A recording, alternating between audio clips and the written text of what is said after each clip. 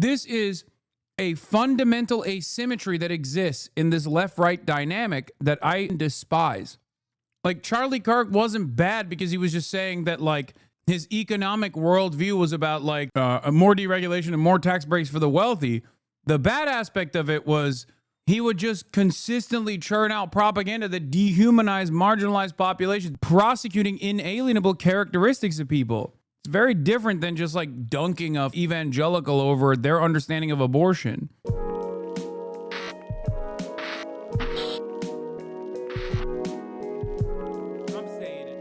Anyway, there is one last thing that I do want to talk about with respect to Israel. Obviously, it's the Ta-Nehisi Coates interview with Ezra Klein.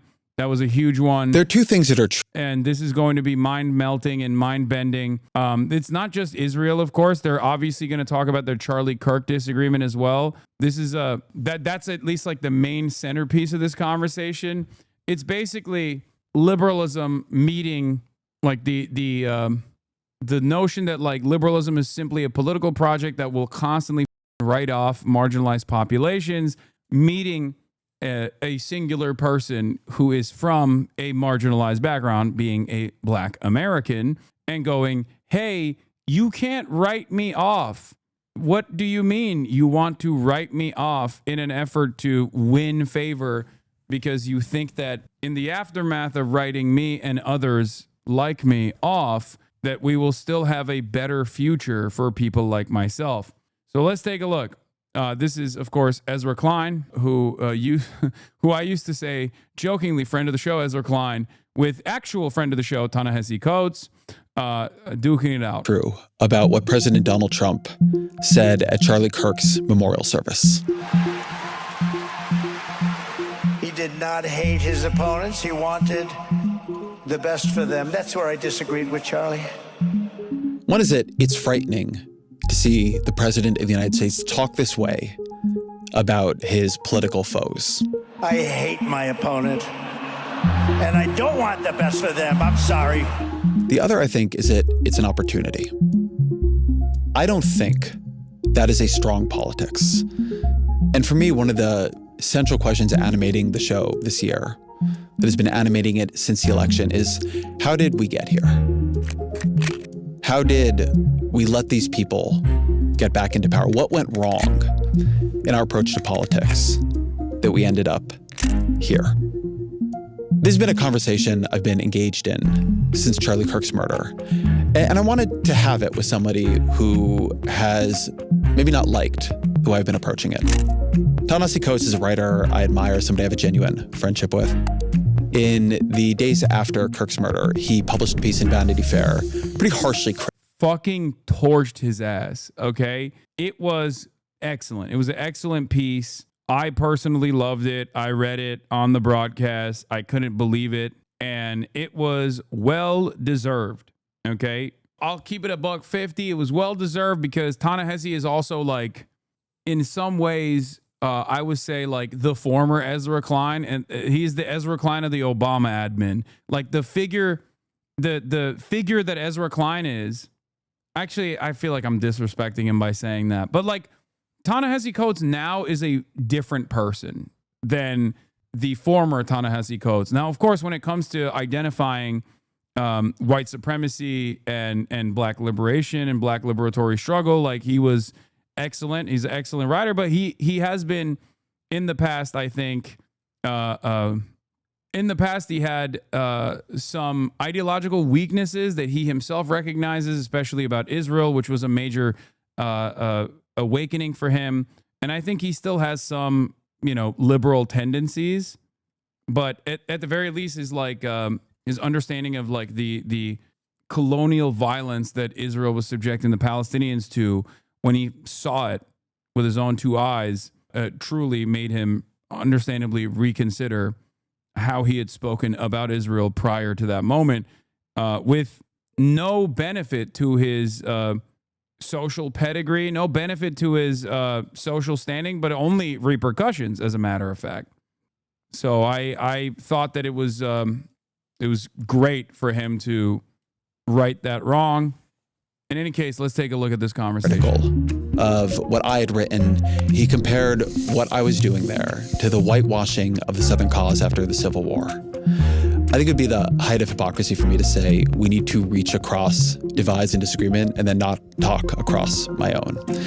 So I wanted to talk to Ta-Nehisi about the piece, about the aftermath of Kirk's murder, but also about a disagreement, or a question at least, that I think is about more than Kirk. I think there's something very unsettled in the sort of broad coalition of the left around the work of politics, around who we talk to and when and how. When is that work moral? When is it necessary? When is it a betrayal? As always, my email, EzraKleinShow@nytimes.com.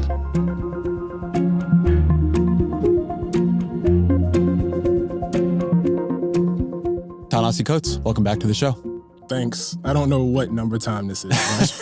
I think you're one of the. If you go back to the box space, I think you're one of the. You're on the leaderboard for sure. Yeah. Well, it's good to see you, man. Good to be here, Ezra. Thank you. All right. Well, let's jump into the disagreement. You wrote a column responding to my column on Charlie Kirk. So uncomfortable. It's okay.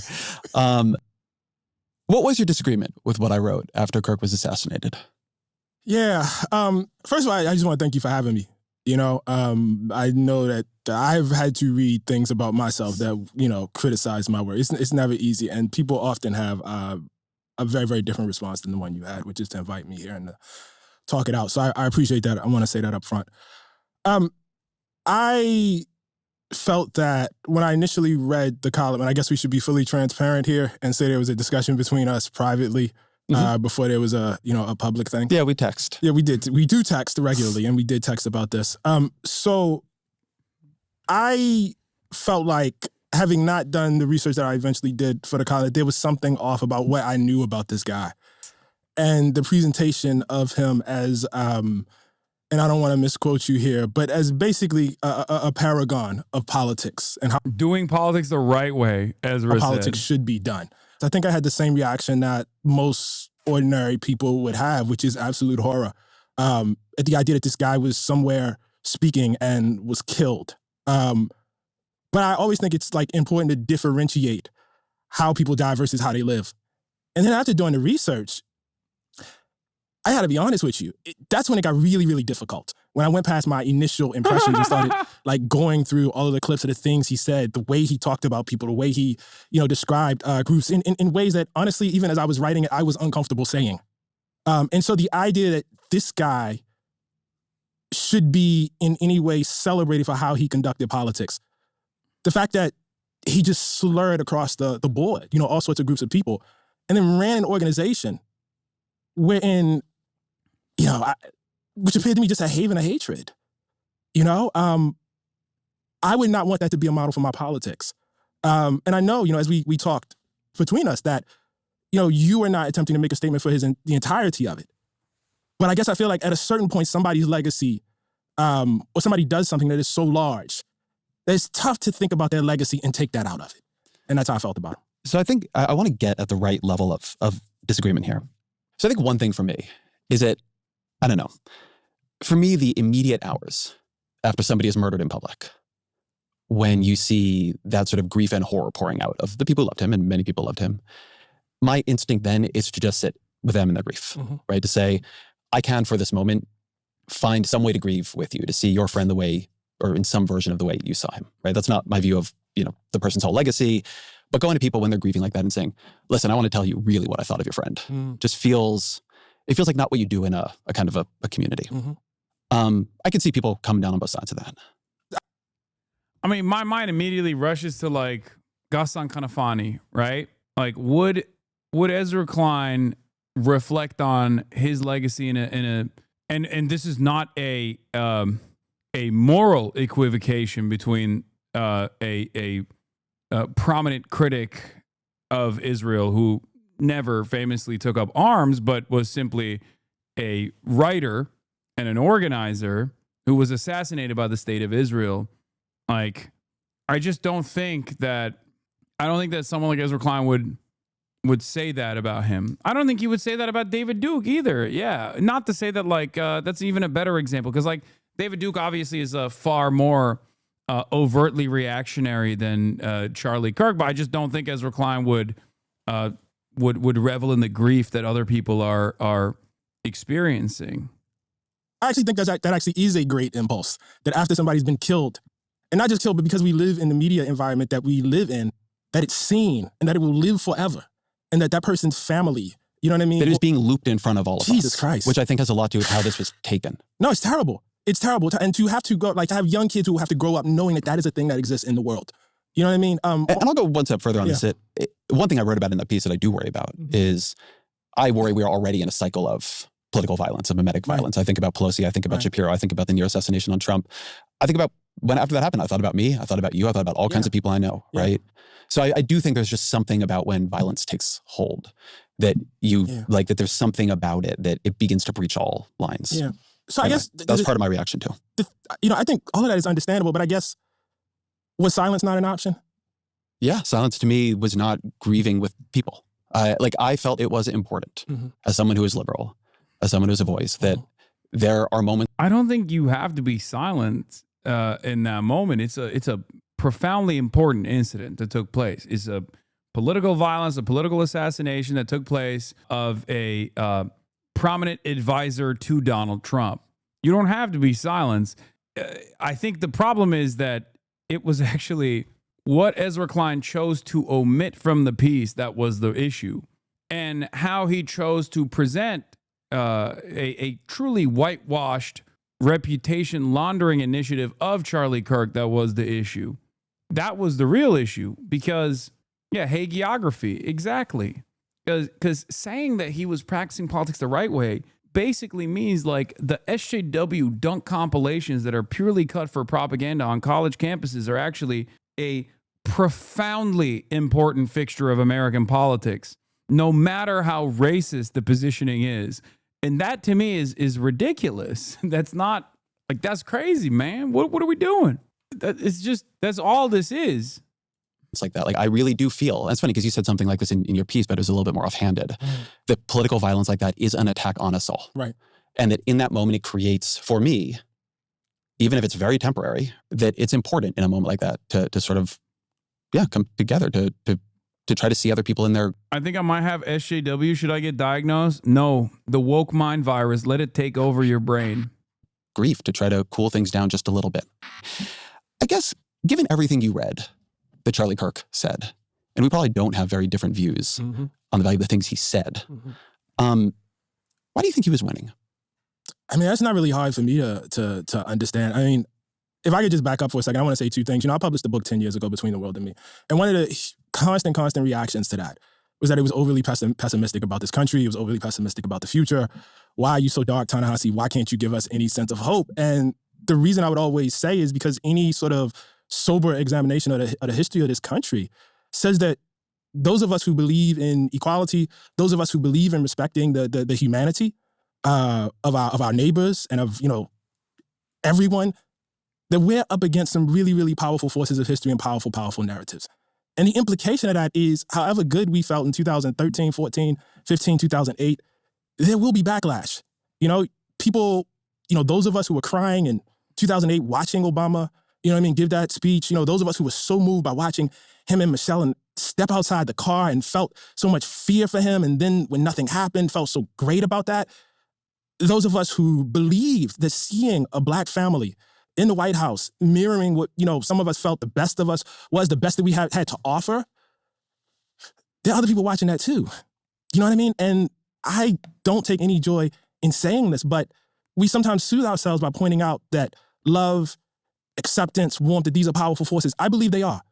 I also believe hate is a powerful force. I believe it's a powerful unifying force. And I think Charlie Kirk was a hate monger.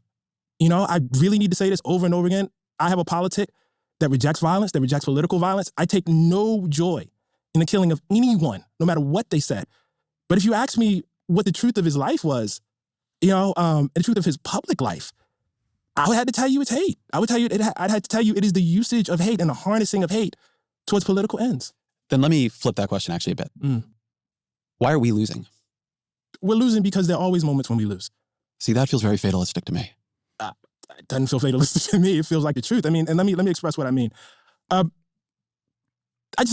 like, I'm Ta-Nehisi Coates. I'm the writer. I'm the individual, right? But I am part of something larger, and I've always felt myself as part of something larger. I think the notion that in order for Democrats to win, they have to expand the tent is true on its face. The problem is, for Ezra Klein and for numerous other power players within the Democratic Party, the expansion of the tent only goes in the rightward direction. They do not want to expand the tent even from the rightward direction with considerations of the economic harm that all Americans are experiencing. Okay? Because I have no issue with making Republicans, former Republicans, racist Republicans, vote for the Democratic Party. As a matter of fact, I want them to vote for whatever the left position party is in this country.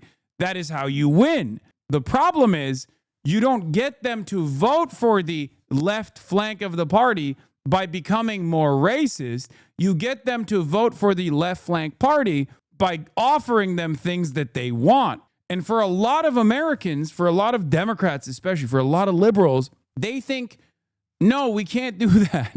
We just must not do that. We must not ever consider that. That is crazy to me. Of course, we want racists and transphobes to no longer be racist or transphobic.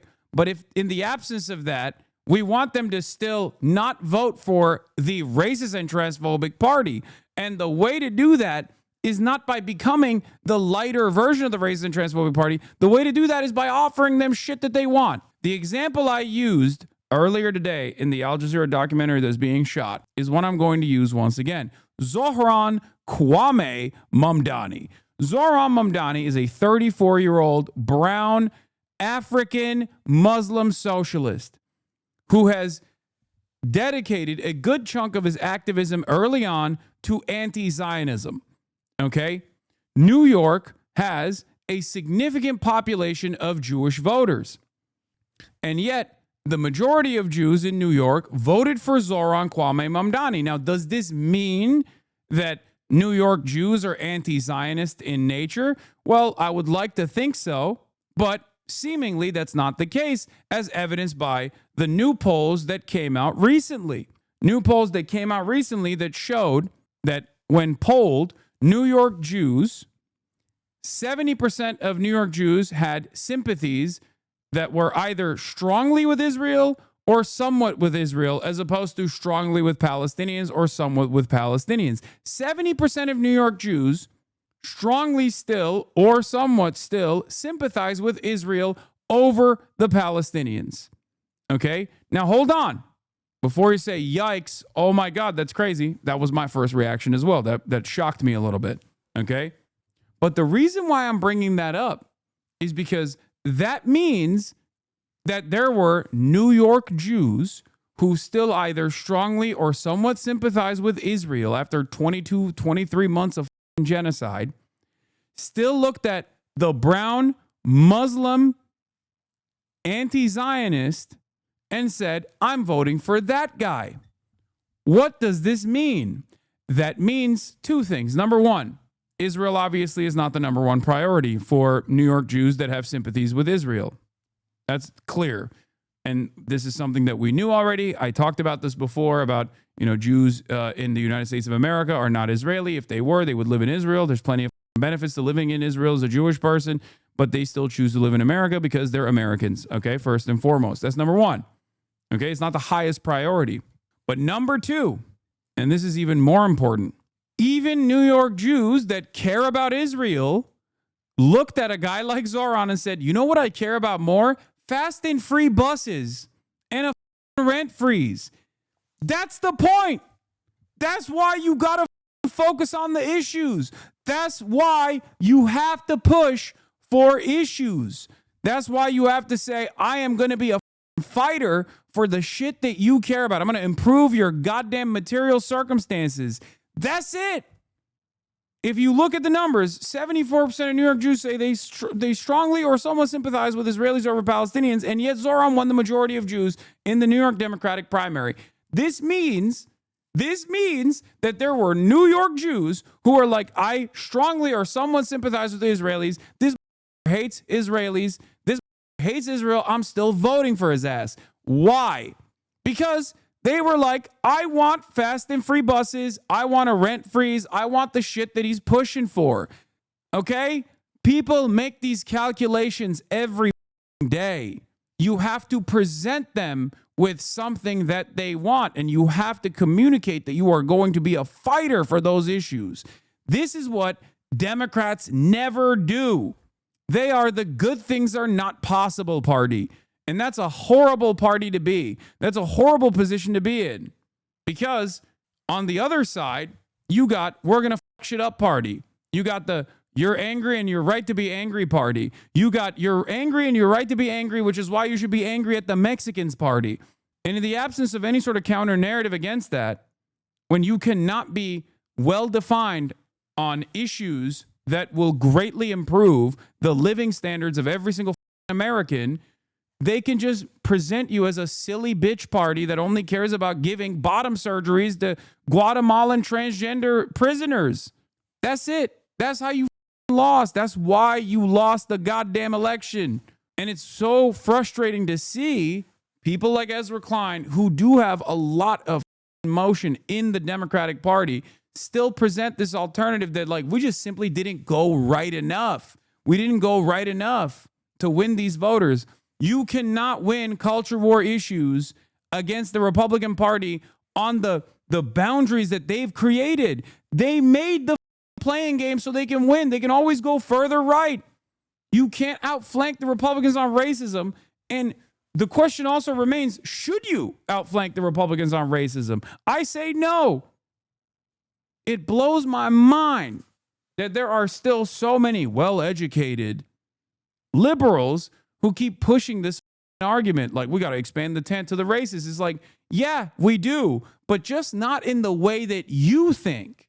Of course we have to get votes from racists. I agree. A lot of Americans are racist. Of course we got to get votes from transphobes. I agree. A lot of Americans are transphobic. You just don't do that by being transphobic, because no transphobic person is going to vote for you. They're going to go for the real transphobia party. They're going to go for the real racism party. You get them on your side by offering them things that they need. This is how democracy works. And little by little, you convince them that this transphobia shit's also irrelevant to your life, okay? You underestimate how many just want racism and transphobia? I'm not doing that at all. Of course, there are a bunch of delusional, hateful losers out there who are like, no, I want transphobia more than anything else. Who gives a shit? The number of people who are primarily invested in that, in the absence of any sort of Democrat messaging that they can align with, seems consequential. But if there was a left flank party that was simply saying, dude, Medicare fraud, that's what I'm about. I'm going to give that to you. I'm going to give that to you no matter what. A lot less people would find themselves being singularly focused on transphobia, because they would recognize that that shit doesn't actually move the needle. That shit doesn't actually improve their lives at all. Ironically enough, this is a limitation with Ta-Nehisi's assessment as well, because he too is also a liberal, but I don't know where he is on this issue nowadays. Okay? Alice Goldman says, so much ground on basic human rights has been lost in the past 10 years thanks to the Democratic Party consistently trying and failing to woo Republican voters. Notice he didn't put anything in the table that might materially harm him in any ways, a losing strategy. Also, as far as like tacking to the right from his position, there is a gimme right there. It's called saying Israel. And I've never heard Ezra Klein say Democrats need to be on the mountaintops screaming about how Israel sucks dick. Okay? Because that's the broadest coalition that you can win over, for the record. And I hope Ta-Nehisi actually brings that up to him, because honestly, that's a fast pass right there. That's easy street, baby. You come out and you're like, we're the Israel party. We are going to decouple American foreign policy from Israel. Enough is enough. Whoo, god damn. Think about how much you would win in that process. Why does Ezra never talk about that? I don't know. He alludes to it every now and then, but it's a very limited approach. Now, what's interesting, once again, is that abortion doesn't impact him, and yet he has no issues presenting pro-life Democrats as an alternative in red states to win elections. But what's really interesting about that is those exact same states that he presents as like pro-life Democrats potentially winning a broader coalition of right-wing voters are states where they literally voted on ballot measures to protect abortion enshrined in the state constitution. So he's just wrong on every aspect. It blows my mind. Pro-life is perhaps the worst position that he could align himself on, to say we need to expand the umbrella by bringing back pro-life Democrats. Pro-life is not a winning position, it's a losing position. At least he could have done like the classic, everybody hates trans people, we need anti-trans Democrats or some shit, which I still think is up. Which I still think it's unacceptable and up, because you're not going to win any favors with anybody by doing that, as I've assured you, as I've explained to you already, because there's always more anti-trans messaging that will come from the other side. This is at the heart of the problem. This is the problem at the core of the Democratic Party, okay? This is why they lose elections. When you cave to your opposition's framing on culture war narratives, you just legitimize their argument. I have a tradition. I have ancestry. I have heritage. What that means is that I do whatever I do within the time that I have in my life, whatever time I'm gifted with. And much of what I do is built on what other people did before then. And then after that, I leave the struggle where I leave it. And then hopefully it's in a better place. Oftentimes it's not. That's the history, in fact. And then my progeny pick it up and they keep it going. I am descended from people who in their lifetime fought with all their might for the destruction of chattel slavery in this country. And they never saw it. They never saw it. In my personal belief system, they died in, defeat, in darkness, And so I guess the privilege that I draw out of this, the honor that I draw out of this, is not that things will necessarily be better in my lifetime, but that I will make the contribution that I am supposed to make. The fact of the matter is, as horrifying as, that the killing of Charlie Kirk was, and as horrifying as the feeling is, this moment that we are in, an era of political violence, and I don't want to sound flip here. Not to be mean, but Ezra's problem is whiteness. Oh, dude. I mean, not to get all like 2016 BuzzFeed with it, but like, yes. No, 100%. Because like, I have noticed that like the broad majority of like the liberal commentariat that had Ezra style reflections on Charlie Kirk's background and Charlie Kirk's political output do unironically come from that same inability to address like the dehumanization that came along with Charlie Kirk's narratives. I mean, it's true. It's true. Now, this doesn't mean that there aren't white people who also had the same opinion of Charlie Kirk as Ta-Nehisi does. Of course, there are, myself included. But like, it is clear that I think it's an inherently reactionary tendency to refuse.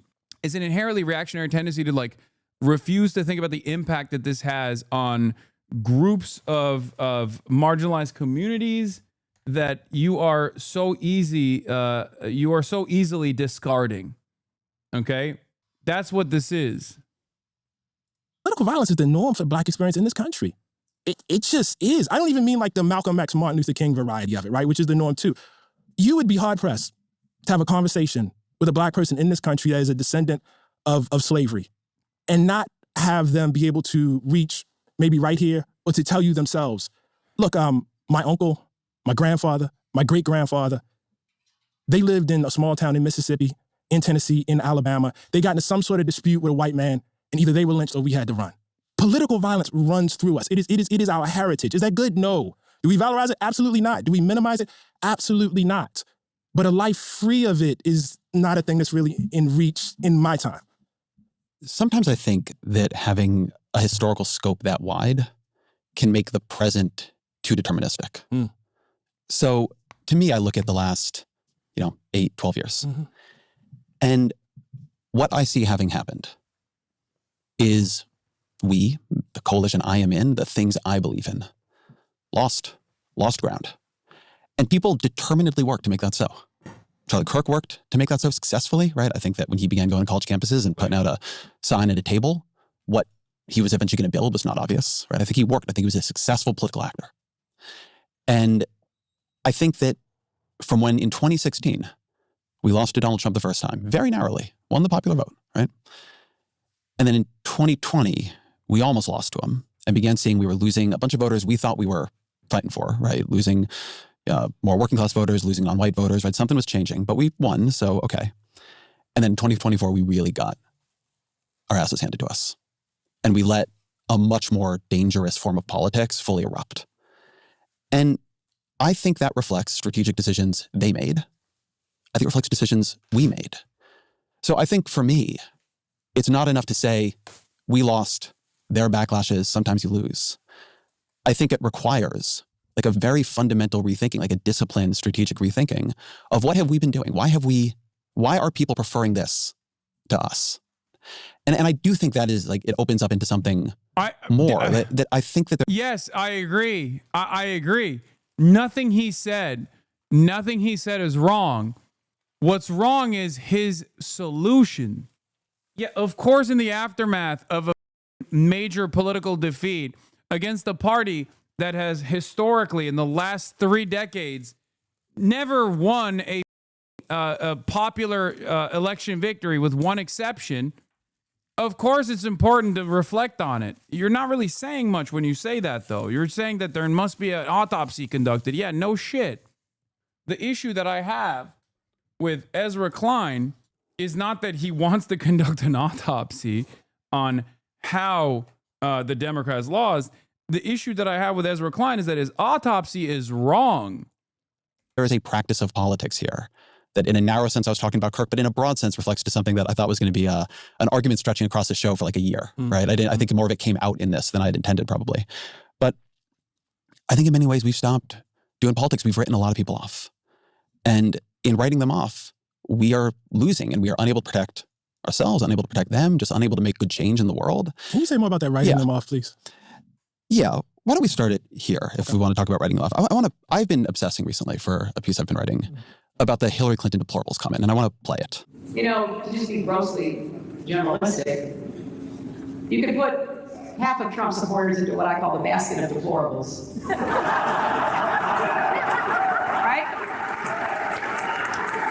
She was right. She was right. She was goddamn right. Okay. Oh, yeah. Okay, I'm joking. You shouldn't. Sometimes, even if you're right, you shouldn't say those things. Also, especially if you're someone as patently unlikable as Hillary Clinton, you should never say those things. The racist, sexist, homophobic, xenophobic, Islamophobic, you name it. And unfortunately, there are people like that. And he has lifted them up. He has given voice to their websites that used to only have 11,000 people, now have 11 million. He tweets and retweets. They're offensive, hateful, mean-spirited rhetoric. Now, some of those folks, they are irredeemable, but thankfully they are not American. What do you think when you hear that? She probably shouldn't have said it. Do you think it's true? I mean, it's probably not how I would say it, but, you know, I mean, there are things that I would say, you know. I probably would say what I said earlier, you know, in the interview about the force of, and I mean, as I've been saying this probably since as long as we've been talking, you know, but I'm not, I just want to be clear about something. I shouldn't be running for president of the United States. You know what I mean? And my expectations for the rhetoric of writers, intellectuals, journalists, et cetera, is very, very different than what the expectation should be for people who you know, expect to hold office. Yeah, so I agree with, right? I think that there are different jobs in all this. But when I say we began writing people off, I think that's something that happened. And I think something I saw in this debate, but kind of like underneath it, was that the work of politics, of bridging over a lot of profound, fundamental, moral disagreements, I think became somewhat demeaned, diminished. It began to seem like, in many cases, a betrayal to people. The tent shrunk. The people I feel more comfortable with wielding power shrunk. And I think what Clinton was saying there came from somewhere. It came from, you know, the sort of culture that had emerged. It got worse over time. And then I think it really contributed to us losing. And meanwhile, this is why when I say, like in that initial piece, there was something that I respected in what Kirk was doing, like going in, having debates, using them opportunistically. A lot of people throwing back at me that, oh, he wasn't debating to find truth. Of course he wasn't debating to find the truth. He was doing politics. He was trying to persuade people. And I've watched on our side, not opportunistic engagement, but a lot of, I would say, counterproductive disengagement. The other side of the story about like writing people off that I find to be so silly, because this is like intra-liberal conversations taking place, but like there is also a level of punishment that liberals issue their own popular politicians that like Republicans simply don't. When a Republican says black people are violent, you're writing off all black people, okay? There is no expectation from a Republican politician to actually go back on that. As a matter of fact, many people go, no, hell yeah, say more of it, King. Like, that's literally a writing off of a significant chunk of the population. That's 13%. Like, at least with Hillary Clinton, when she's saying that thing that Ta-Nehisi says she shouldn't have said as someone running for office, she's writing people off of ideals that they represent and not like some other inalienable trait or characteristic. Racism is not like an unchanging quality. But would you like to see one of us put up a sign outside of, say, some white evangelical church in Alabama, debate me on abortion, and then use that content to say such and such smashes, you know what I mean, church parishioner here, such and such owns church parishioner? I would like to see. Would you like I would like to see people on our our side. Yeah, go to evangelical churches, go to places that feel unfriendly, have conversations, and look. I put things up on YouTube. They're fairly successful, not the best of the business, and I don't use capital letters destroys in them. I think you can do it more aligned to hopefully our value structure, our political approach, our political aesthetic, at least the one that I believe in. I shouldn't overuse the term "our" here, but we weren't doing that either. I don't. Bro, he wants destiny. That's what he wants. That's what he wants. No, we weren't. I know. For instance, I don't know if it's on YouTube anymore, but I received an invitation, for instance, I think about when I went up to West Point and I had to go there and talk about Between the World and Me. I had to challenge them very, very directly about what it meant to have, at that time, Confederate memorials up there and to, talk about, a Confederate, I can't remember, what the motto is exactly, but basically it's an argument against lying and what it meant, to have that there and have those grand historical lies. I mean, we had a really, really great interaction. I don't know that, I know everybody didn't agree with me. It would never occur to me, and I think it actually insults the dialogue to take that and say, Ta-Nehisi owns West Point cadets. You Ta-Nehisi really not smashes. recognize the kind of culture I'm talking about here? Like, really? I'm sorry, say more. No, That's also not the same, because like the comparison that Ezra Klein presents once again is a conflation of ideals, ideology, and characteristics that are unchanging. Okay? Blackness and the concept of being black is not a quality that you can wash off, is not a quality that you can change about yourself, whereas being an evangelical who believes that abortion is murder is a quality that you can reason with or potentially change the minds of people on. This is a fundamental asymmetry that exists in this left-right dynamic that I despise. Do you understand? Like, Charlie Kirk wasn't bad because he was just saying that like his economic worldview was about like deregulation and more deregulation and more tax breaks for the wealthy. That wasn't the bad aspect of his doing politics the right way. The bad aspect of it was he would just consistently churn out propaganda that dehumanized marginalized populations, dehumanized people who were just like basically not white and not Christian men. Okay, that's what it is. And this was conducted on prosecuting inalienable characteristics of people and demanding that the government actually do violence to these people on that same virtue or justify the violence that exists. It's very different than just like dunking on an evangelical over their understanding of abortion. I mean, what do you mean? I think there really was a move towards the sort of approach Clinton is offering here. I think we began to pull back. I really do. But maybe it would help if you define the I will we. define the we, Like, right? seriously, Because I actually think this is a help. very hard thing about talking about political parties, Right. because they're diffuse. Right. Right? It's a lot of people doing a lot of things all at once. But I think of the huge backlash to Bernie Sanders for going on Joe Rogan's show because Rogan was transphobic, right? Such a big backlash that when I defended him, I became myself a Twitter trending topic. Right. To Elizabeth Warren for going on Bill Maher's show. Bill Maher's Islamophobic, right? There were protests at Netflix when they brought on Dave Chappelle, right? I think there was a politics of content moderation that took hold that was more about enforcing boundaries of what, were and were not ideas we should be engaged with than about engaging them, again, even if opportunistically. And when I go back to something I was saying to you a minute ago, I am in a process right now thinking we failed, right? We lost. The loss is having terrible consequences. What do we need to rethink? How do we become competitive again in places where we're not? And I think there is something in here. Do people feel like even if they... We are competitive. Once again, his examples that he presented are not even ones that I disagree with. You should go on any and every platform as long as you can be consistent and clear with your vision.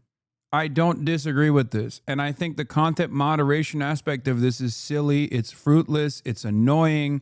It pisses even your own allies off.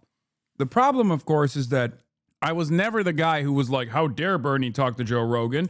I was the guy yelling at the liberals for doing that. I've never been the guy who's like, well, the Bernie bros. I was the Bernie bro.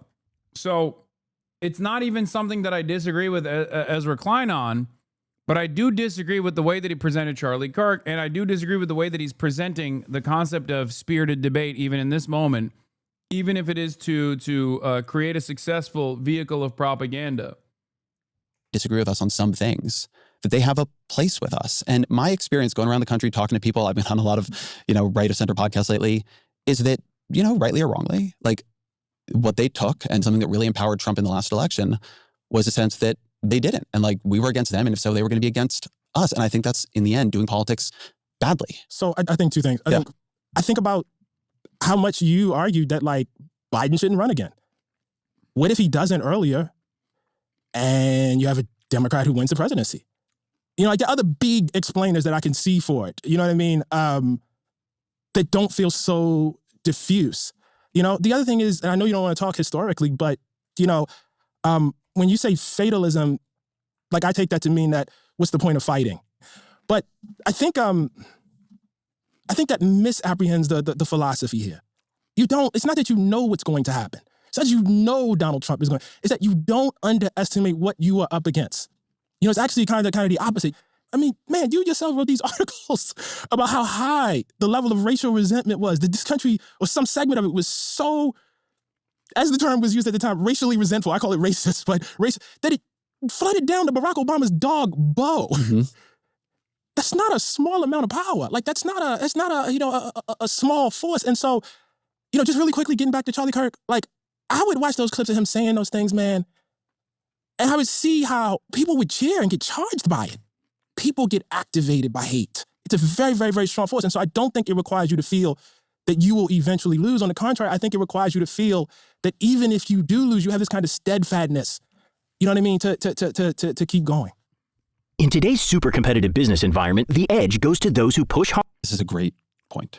And I think I really saw it, in some ways more in Trump's first term, but I see it now too, which is the worse from your perspective, my perspective, the other side gets, the more people want their reaction to sort of be, and their strategy to be emotionally consonant with how they're feeling about it. Mm. Because these people are so bad, there can be no quarter, right? I had somebody we both know, I'll say an eminent academic of one form or another, email me after these pieces and just say to me like, we are not on the same side anymore, right? The what I was doing was too far, right? Like we are just not on the same side, if I could say these things. Mm-hmm. I have a feeling right now that we are closer to genuine national rupture, certainly even in my lifetime, right? The idea that this experiment, that America could topple into something else, into something much worse, into some kind of new extended regime, feels very real to me, right? I remember when I was on the Why We're Polarized book tour. I interviewed you for it. You did, yeah. The end of that book is this recitation of what happened in the 1960s, the political assassinations, the violence in the streets, like what the state was doing, what was happening. But on the book tour, what I would say is my nightmare scenario is that level of violence and fracture with these kinds of parties, where politics is not for all of its flaws, a calming force, because like the views are diffuse across the two parties, but an accelerant. And I think we're much more now in the world I was fearing. Okay, so I think it should make you think, okay, what is some kind of de-escalation before you get to rupture look like? But the other is that there are a lot of people who live in places we used to win not that long ago. So I've been thinking about Obamacare. When Obamacare passes, there are Democratic senators in Arkansas, in Louisiana, in West Virginia, in Missouri, in Indiana, in North Carolina, in South Dakota, in North Dakota. And I've been thinking that I think for a lot of us, to twist the line about capitalism, it has become easier to imagine the end of the country than winning a Senate seat in Missouri. I can't believe he just bastardized the Mark Fisher quote. That's crazy. Bastardizing the Mark Fisher quote to talk about the inability of Democrats winning red states is crazy. Okay, let's just continue. Or Arkansas. And I think that's a problem. Yeah. So I think a couple things about that. First of all, I just want to bring in okay, everybody. One thing that you fundamentally misunderstand about Ezra Klein liberalism, is that in many ways he's actually not dissimilar to the way that Destiny presents itself, even though Destiny is a mercenary. He doesn't really give a shit about anything. But for Ezra Klein, the epitome is letting the Democratic Party win.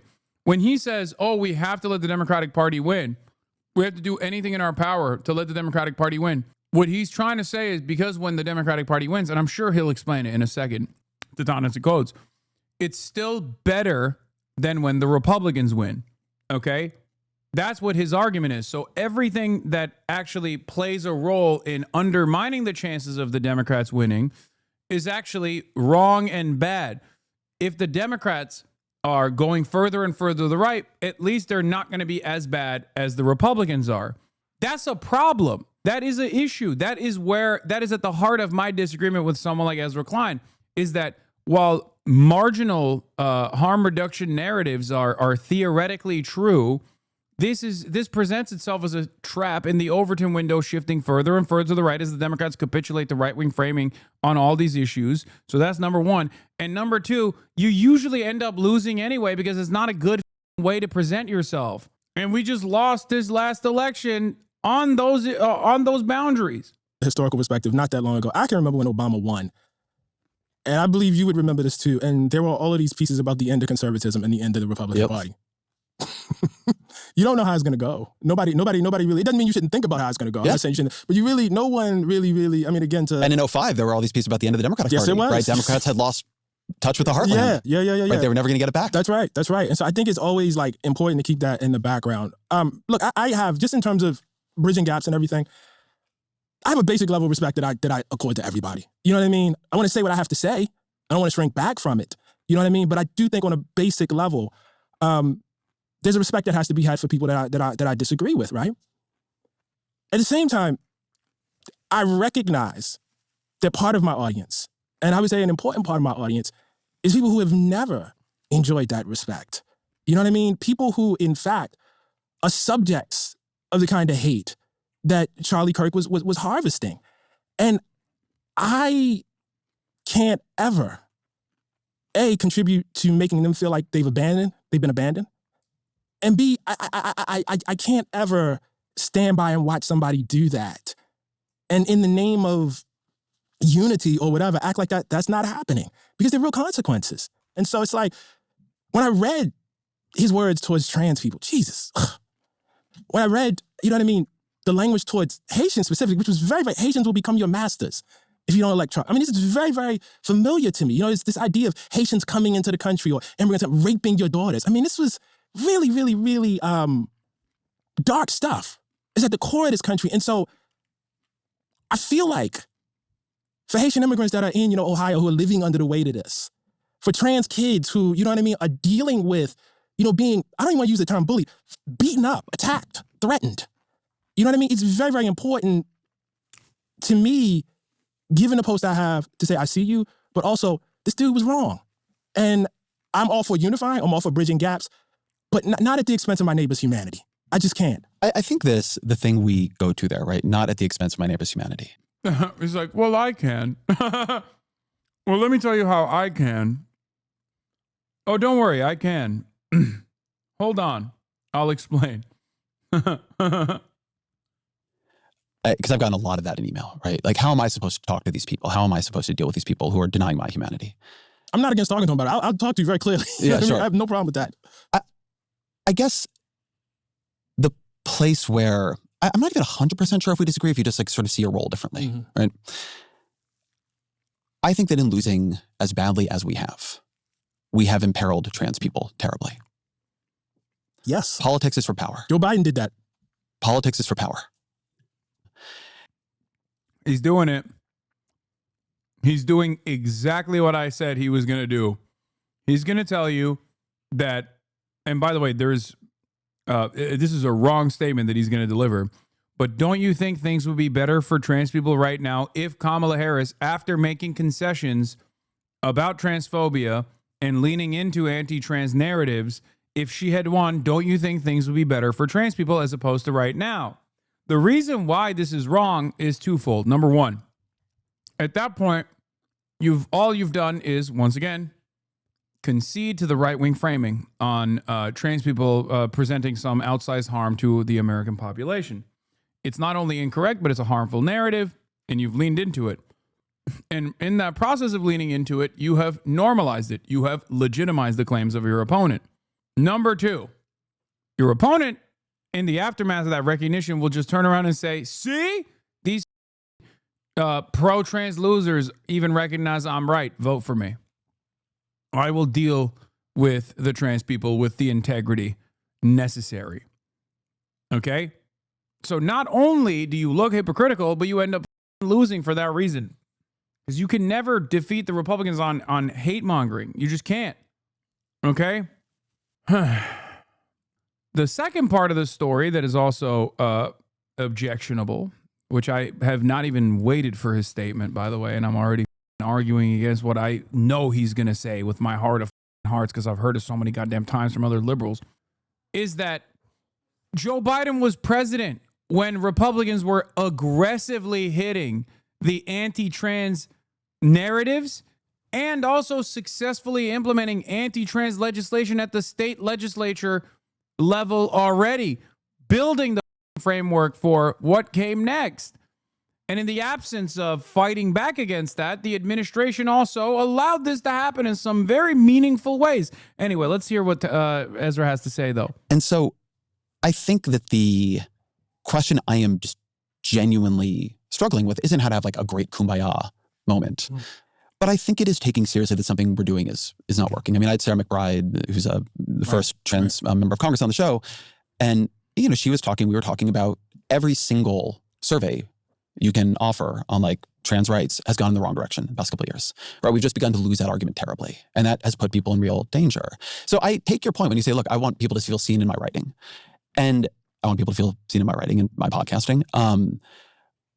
But I think the place I'm trying to push towards is I think that there is a diminishment of the political coalition building that we now need to do, because we have come to the view that a pretty wide variety of people are in some ways kind of deplorables. I think it's weakened a bit in the last couple of years. I would never use that language. Jesus Christ. But like that's not, so when you ask me about that Hillary Clinton, that's what, like, I would never say it like that. That's great. I think it's good that you wouldn't say it like that, but I'm not saying— I don't even think that, by the way. Like, right. I don't even focus on people. Look, I am at war with certain ideologies and ideas, and I want them expunged. I want to turn them into phrenology. That's what I want. But I don't want the people. You know what I mean? Not a timely reference. Because if there's one ideology that was destroyed thoroughly, dismantled intellectually, that is making a major comeback, it is probably phrenology. So, oops. Oops, phrenology is back. Ouch. Like when you start talking about who people are and their bones, like that. So in a way, I'm not sure. I mean, in a way, I think we're saying something not too dissimilar here. I guess the place where I felt a lot of pushback, and maybe this was not your pushback, right? Except for cop phrenology, that's a real study. That's a real scientific study, as you guys know. Was, you know, the first piece I can just sort of, like, I accept that there's a disagreement on, like, what to do in the 24 hours after a death. Like, you feel like I was watching the guy, and I felt like I was sort of— Yeah, I know you do. I know you do. It's very upsetting. I know you do. The second piece I did, which I think you saw, was more about this question of, what are we going to do living here in sort of two types of disagreement, right? One with a right that has, where Charlie Kirk has become sort of the center of it, right? He's not unusual for the MAGA coalition. He's a sort of uniting force within it, and the kind of things he believed and the way he did his politics. And then two, what are we going to do? Like, how are we going to be here with people who are like halfway there, right? What does it mean to be in this political community together? What do you think about that question? About how to live together. Yeah. Well, first of all, I think it's a truth. You know what I mean? I think it's it's a foregone, like we are. I really, really believe that, There's no real choice about this. I'm not renouncing my American citizenship. They're not renouncing their American citizenship. So this then, as far as I'm concerned, is a contest of ideas and narratives. Again, all I can go to is my role as a writer. And my role as a writer is to state things as clearly as I possibly can, to make them in such a way that they haunt, to state truths, and to reinforce probably the animating notion of my politics. And that is that all humanity is equal and is worthy of that.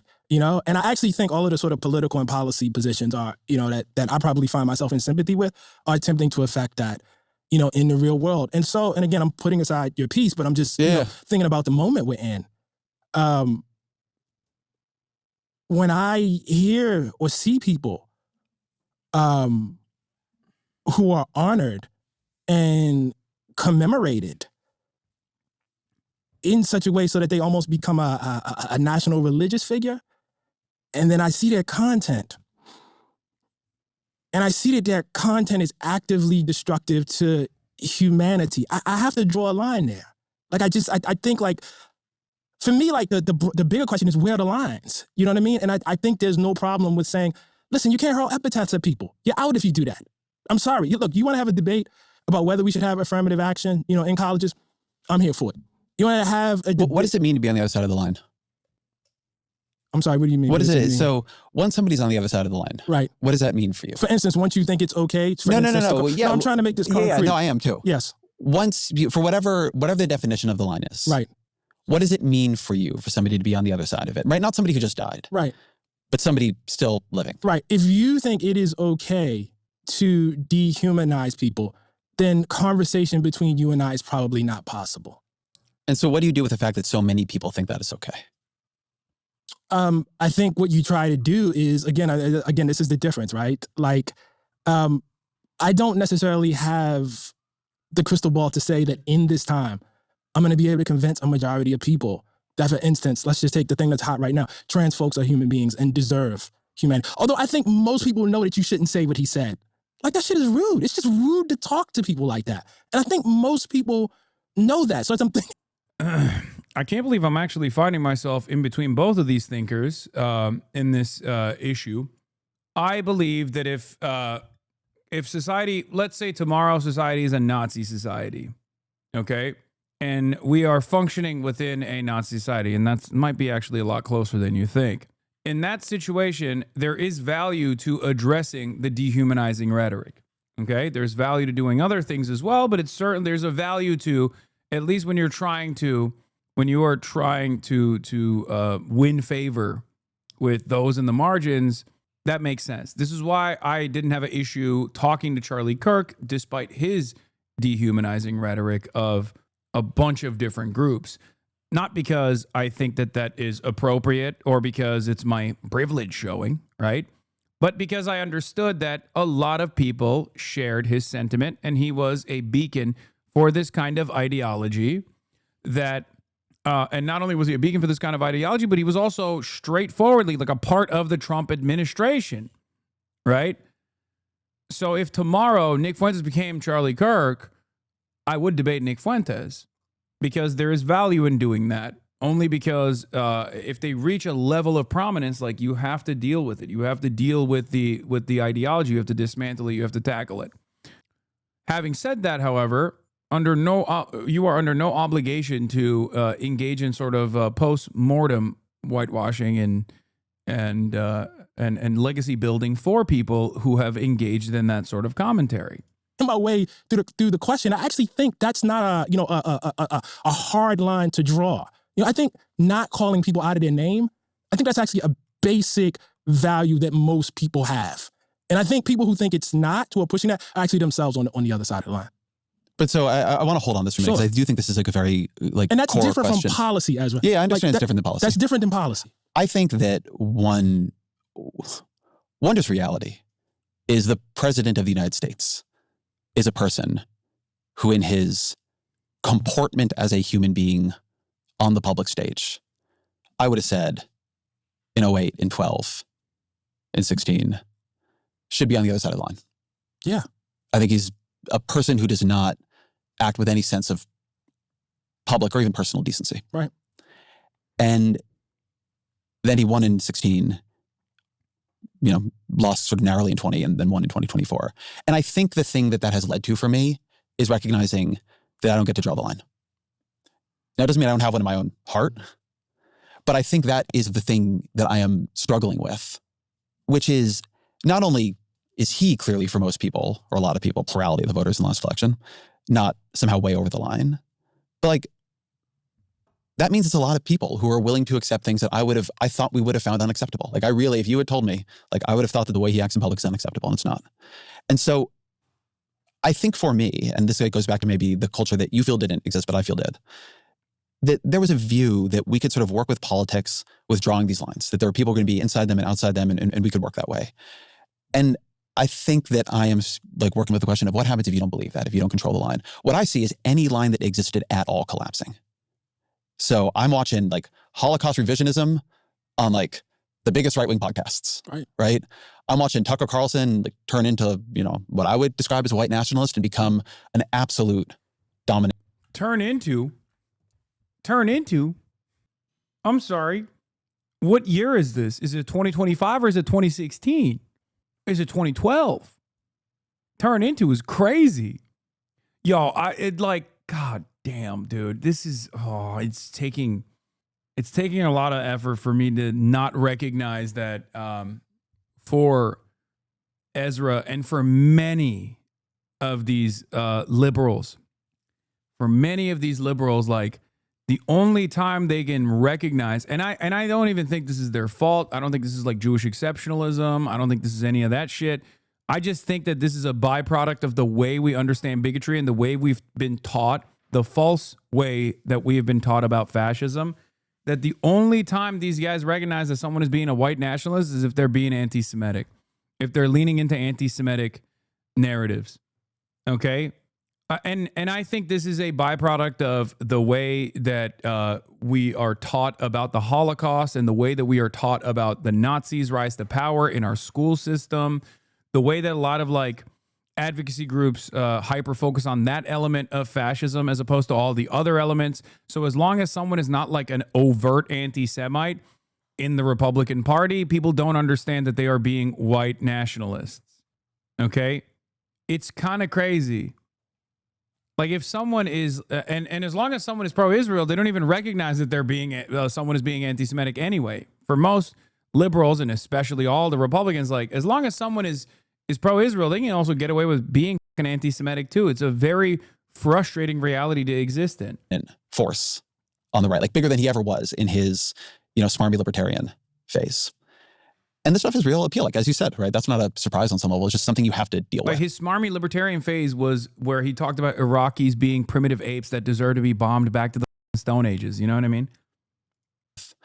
And so that's where this question of the line drawing, I have lines what I think should and should not be acceptable, but those lines clearly have no relationship to my country, the politics. And I think I've been asking the question without really having an answer. I want to be honest about this. What follows from that? I think you do have a line. I'm sure I do. I think there are things, for instance, that I could say that would make you say it's no point in Ta-Nehisi coming up and being on this podcast. And likewise, there are things you could say. Obviously, I would say it's no point in me talking to Ezra. Yeah. I'm saying, what happens if 35% of the country, 40% of the country, the dominant political force in the country is inside that? Does that change anything? Or no, the line just holds? No. I mean, welcome to Black America. That's our history. The line we have drawn in general has not been majoritarian politics, unfortunately. That's just been what it is, And at the times that it's been majoritarian politics, people have done things and, fiddled with government or done, extremely violent things to make it not so, How do you deal in that answer? How do you deal with Trump really substantially increasing his share of the black vote? Actually, I think where he is about where actually Republicans tended to be before Barack Obama. So I'm a little less. I mean, there's a conservative portion of our community that's always voted Republican. And I think, obviously I think sexism is a very, very real force. I don't think it's completely explanatory, but the idea that there is, say, 20% of black men who are fundamentally conservative, that doesn't really surprise me too much. But I guess let's take the other side of the story also. I think this is my meta. I've brought this up to FD Signifier as well, but I think that the further you move away from the gains that black people exhibited, that black people saw in their own real lives during the civil rights struggle given to them by the Democratic Party, the more black people decouple themselves as a reliable voting bloc of the Democratic Party. Now, of course, there's still a long way to go in terms of like a full decoupling, like black people becoming like party agnostic. But there is a reason why younger black men and even some younger black women, but specifically younger black men, find themselves not leaning on the Democrat Party vote in the same way that older black men do, because they have not seen the modern Democratic Party make any inroads that seek to identify and directly help their communities. If the Democrats still carried the torch of the civil rights movement, I think this would be a non-starter. But the fact that they don't, I think, plays somewhat of a role. But as I've said, even when Obama was talking about like misogyny and yada yada yada, and talking about like, black men, you hate women, I think, or whatever the fuck I said over and over again, the hyper focus on the black vote is silly, because black men, black women, obviously, black women vote for the Democrats by Assad numbers. It's like unheard of any demographic being this reliable of a voter bloc. They just, it's unheard of. But also black men in general also are still fairly reliable voters of the Democratic Party anyway. And that any attention shifted away from the white population and the way that they vote back to like black men and singling out black men is in my opinion, a liberal version of the same, like liberal version of like calling into question black people's loyalty to the Democratic Party. It's just like a liberal way of saying like, what's up with that? Did you say Assad numbers? Yes. Black women as a reliable voting bloc for the Democratic Party is so unimaginably high that it literally only exists in fake democracies like Vladimir Putin. Okay? Like it only, like it happens in this democracy, but it is the only example. Because I think this is a hard case. I think from your perspective and from my perspective, we probably don't believe hugely different things. Mm-hmm. A huge amount of the country, right? A majority of the country believes things about trans people, about what policy should be towards trans people, about what language is acceptable to trans people, that like we would see as fundamentally and morally wrong. Right. And what politically, not in a column or something, but politically, should our relationship with those people be? Do we win them over? Do we compromise with them? Like this feels like a very salient question. The Republican Party is going to make sure this is a relentlessly salient question. Right. So I agree with that. Where does the approach leave us? Right? Where do we go on that? Yeah, no, I think that's a great question. Look, I think a couple things. I think, again, look, my tradition is the only thing I have a reference point for, so I'm sorry to keep going back to this. But when I look at the times that we have lost... This person just keeps saying, literally focus on affordability. Just focus on affordability and say their landlord isn't trans. Yes, I know. One of the first things I did when moving to Washington, D.C. in 2015 was, of course, go to the bar and get a grasp of the social life. When I first heard someone say in a hushed reverence, oh my God, that's Ezra Klein over there. This was my face.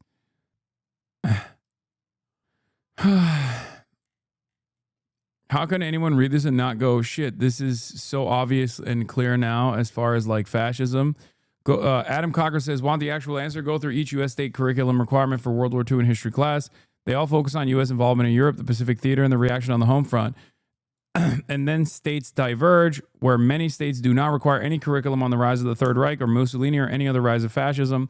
We are seeing step-by-step uncanny parallels, and the reason that Europeans, Canadians, Brits, and luckily still some parts of the U.S. are fortified against it because they actually know what fascism and its rise looks like. I disagree. I think I don't think that when you talk about Gaza, are you going to talk about Trump and BB's new Gaza deal? See, you're a subscriber to the Piker Broadcasting Service, which means that you can actually go back and rewind and watch me talk about it for hours. And before this, Ta-Nehisi Coates, Ezra Klein hash out the Charlie Kirk disagreement video that we dived into. If I think specifically about the Black tradition, for instance, it's hard for me to say politically they did something wrong. You know what I mean? Like Reconstruction falls. What was the thing that should have been done? On the contrary, I see, a kind of courage that I wish we had today in a lot of people. You know what I mean? I see people willing to die and take bullets all the time. You know what I mean? What more could Ida B. Wells have done, to get the anti-lynching bill passed? I mean, here is somebody that, was banished from Tennessee on threat of being killed after she saw her friends, murdered and lynched. And one of the things I will say is when I look back at that long tradition and I look back in the times that people have won and the places they've won, it's often not been their heroism that was the decisive factor ultimately. It's often not been their strategy that was the decisive factor. Folks look back at the civil rights movement, for instance, and they talk about how brilliant it was to do the sit-ins and, use mass media in the way that Martin Luther King used mass media, the appearance. All of that's true. But if we don't have World War II, and the planet does not get a view of how horrific it can be when you decide you're going to eliminate people based on their traits, civil rights movement happened? I don't know. I think windows open and close. And so I think some of this is up to the decisions that politicians make. I think some of it is also up to what is happening in the broader mass culture at the time. I think all this kind of, works together. I'm not against, this kind of strategizing. I think that has to happen. But I think you also have to recognize how broad the world is when you say politics. In today's super competitive business environment, the edge goes. I think been a very prime mover in this. I think there's been a period, particularly on the left, in which the Civil War, pre it, post it, the writings of that time, the people of that time, have become a sort of a rooting period, a place where we sort of go back and look and think about who are we, what was revealed about us. I'm taking nothing away from that. Right. But that's obviously a period where politics ultimately fails. I actually think, and I've thought about this a lot in reaction I have read in the last couple of weeks, I thought a lot about how many people believe we are already in a cold civil war, that we are in a time that we are dealing with divisions and questions. I see it on the right, for sure. I hear it on the left. I have a lot of email that's like, we need a national divorce. How that's going to be effectuated, never exactly clear. Do people they do use that. Do people you respect say that to you? Well, yes, actually, I will say that. But I'm not going to, people say things to me that are off the record and I shouldn't say it. But you don't believe that though, right? You don't believe we are at a point. I think this is really important. I was curious what you would say to this question. You don't believe we are at a point where the next 10, 20, 30 years can't be shaped by decisions we would understand is within normal politics, within elections and legislation and organizing and so on. No. Good. I think that's great. I mean, look, that could happen. Yeah. That could happen. But I guess the broader thing I am thinking about is how much does this era stand out in the long sweep of American history? Yeah. It's bad. Well, so this is actually... But it wouldn't make my list for the worst. No, I agree with you. I'm where you are on this, to just be super clear. Okay. But I actually think one reason then the amount we focus on the Civil War period. Yeah, he's framing the Civil War itself as a failure of politics. I argue that the war was politics itself is 100% correct. This is the problem with liberals, man. They just don't comprehend that politics is a distribution of resources and power. Okay, that's what politics is. And one of the most consequential aspects of power is violence. Who gets to do it? Who gets to be the recipient of said violence?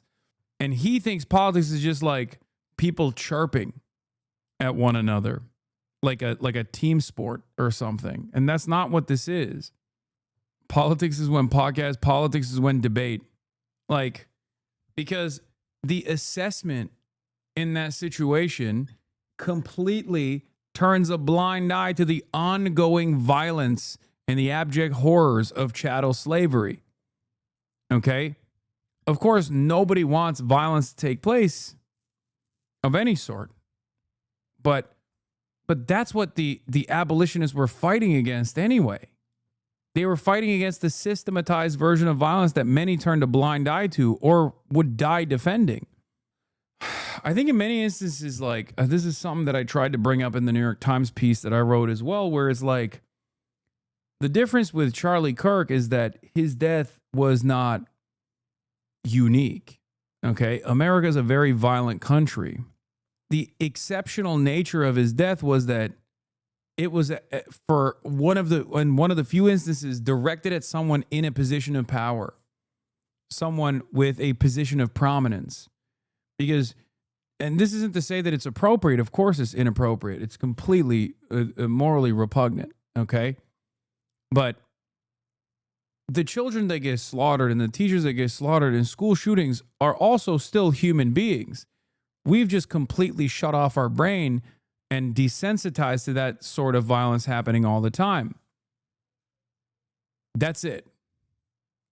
And I think, like, for Ezra Klein, I think that's where his fears stem from as well, which is that violence could turn its crosshairs, its ugly crosshairs, on someone like himself, or even, I've talked about this very honestly as well. Like, this is I'm too close to the situation. If you recall, this is what I said over and over again.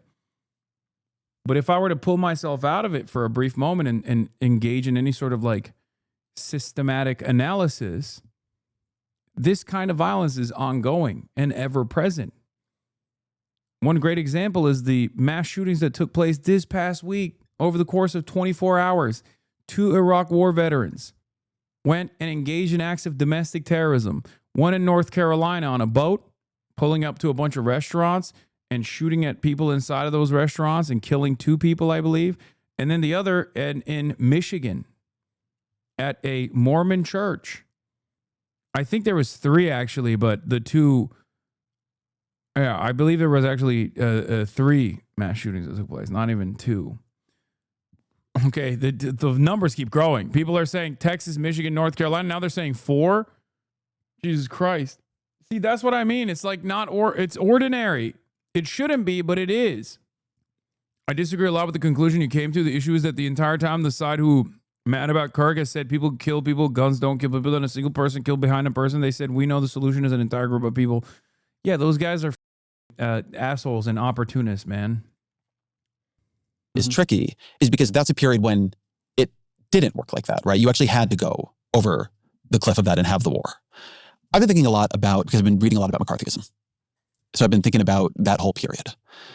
And he's like, I agree with it. No, I'm just kidding. He's going to be like, McCarthy had some good ideas. You just sort of brought up the World War II as, sort of a generator of the politics that allows us to have the Great Society, the Civil Rights Act, et cetera. I think another way of sort of glossing that is you have the rise of Red Scare politics, which predate McCarthy. You have Joseph McCarthy, who is just for a period an unbelievably dominant force. It's insane. Everybody who challenges him loses. That's right. He becomes a complete kingmaker. He's eventually boxed out and beaten by... Is he saying Joseph McCarthy was doing politics the right way? I'm going to lose my mind, bro.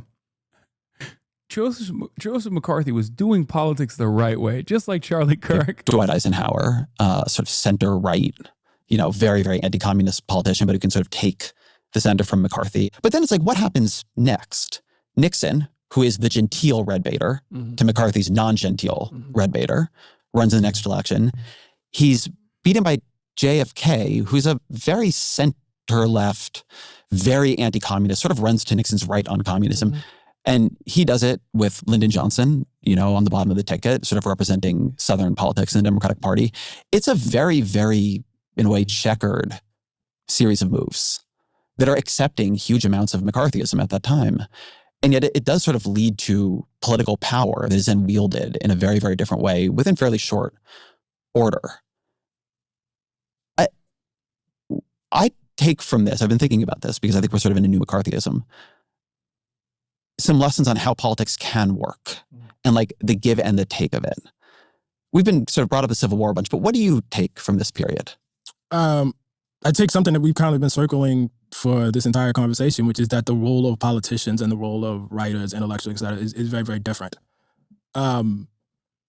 Politicians do things that I wouldn't do. I don't for instance, I don't hold JFK or RFK up, you know what I mean, as the people me I would, neither. right? Yeah. I'm not a fan of JFK Camelot revisionism. But I guess it's not a very good president. That's like a separate thing from whether, you know what I mean, why politics happens the way they do. Let me give you an instance that often also comes up. That's not the Civil War, and that's the New Deal, right? Mm-hmm. Like, I think there is a pretty strong argument that the New Deal not a strong argument, but it's pretty clear that the New Deal did quite a bit to create the social safety net, expand, create an American middle class, right? That's true. Did FDR want to, in his heart, exclude Black folks in the way that they were excluded from it? No. That was the price of getting the thing done. I understand that as politics. But were I there in that time, it would be incumbent on me to yell at FDR to not do that. Mm-hmm. And I just think that's really, really, really, really important. We don't all have the same role. You know, when I wrote Case for Reparations, it was not my expectation, nor did I even think it would be politically intelligent for like Barack Obama to go up and yell, "I'm for reparations." You know what I mean? But that's different than, you know what I mean, my role. Yeah. I guess the substructure of a bunch of what I am saying, which may or may not be in argument with you. It's just, right. When I texted you to come on, I was like, I've been thinking about what the underlying arguments are here. Mm-hmm, so you're kind of getting this spilling out of my brain. Mm-hmm. I think that there is a work of politics that for a bunch of different reasons has become demeaned. And I think, and this does not speak well of the people, so to speak, in power doing it, but I think that they are not doing it well. I think the culture around them, I think politicians are not always leaders. I think they're often followers. And dude, the crisis at the heart of liberalism is their inability to actually lead and constantly find themselves in a defensive posture against increasingly violent reactionary sentiment. Ezra Klein is quite literally advancing that same crisis every time he speaks on these issues and says, there is no other option. We just have to cower in fear. They are far too powerful. Someone like Zohran Mamdani obviously directly betrays this notion. And I don't know what his assessment of someone like Zohran Mamdani looks like. I don't think he's like outwardly anti-Zohran, for the record. He wouldn't dare. But I suspect that his analysis of Zohran probably leads to all the same wrong assessments that many prominent Democrats make. How big is Ezra's audience? Do people actually listen to this and get something?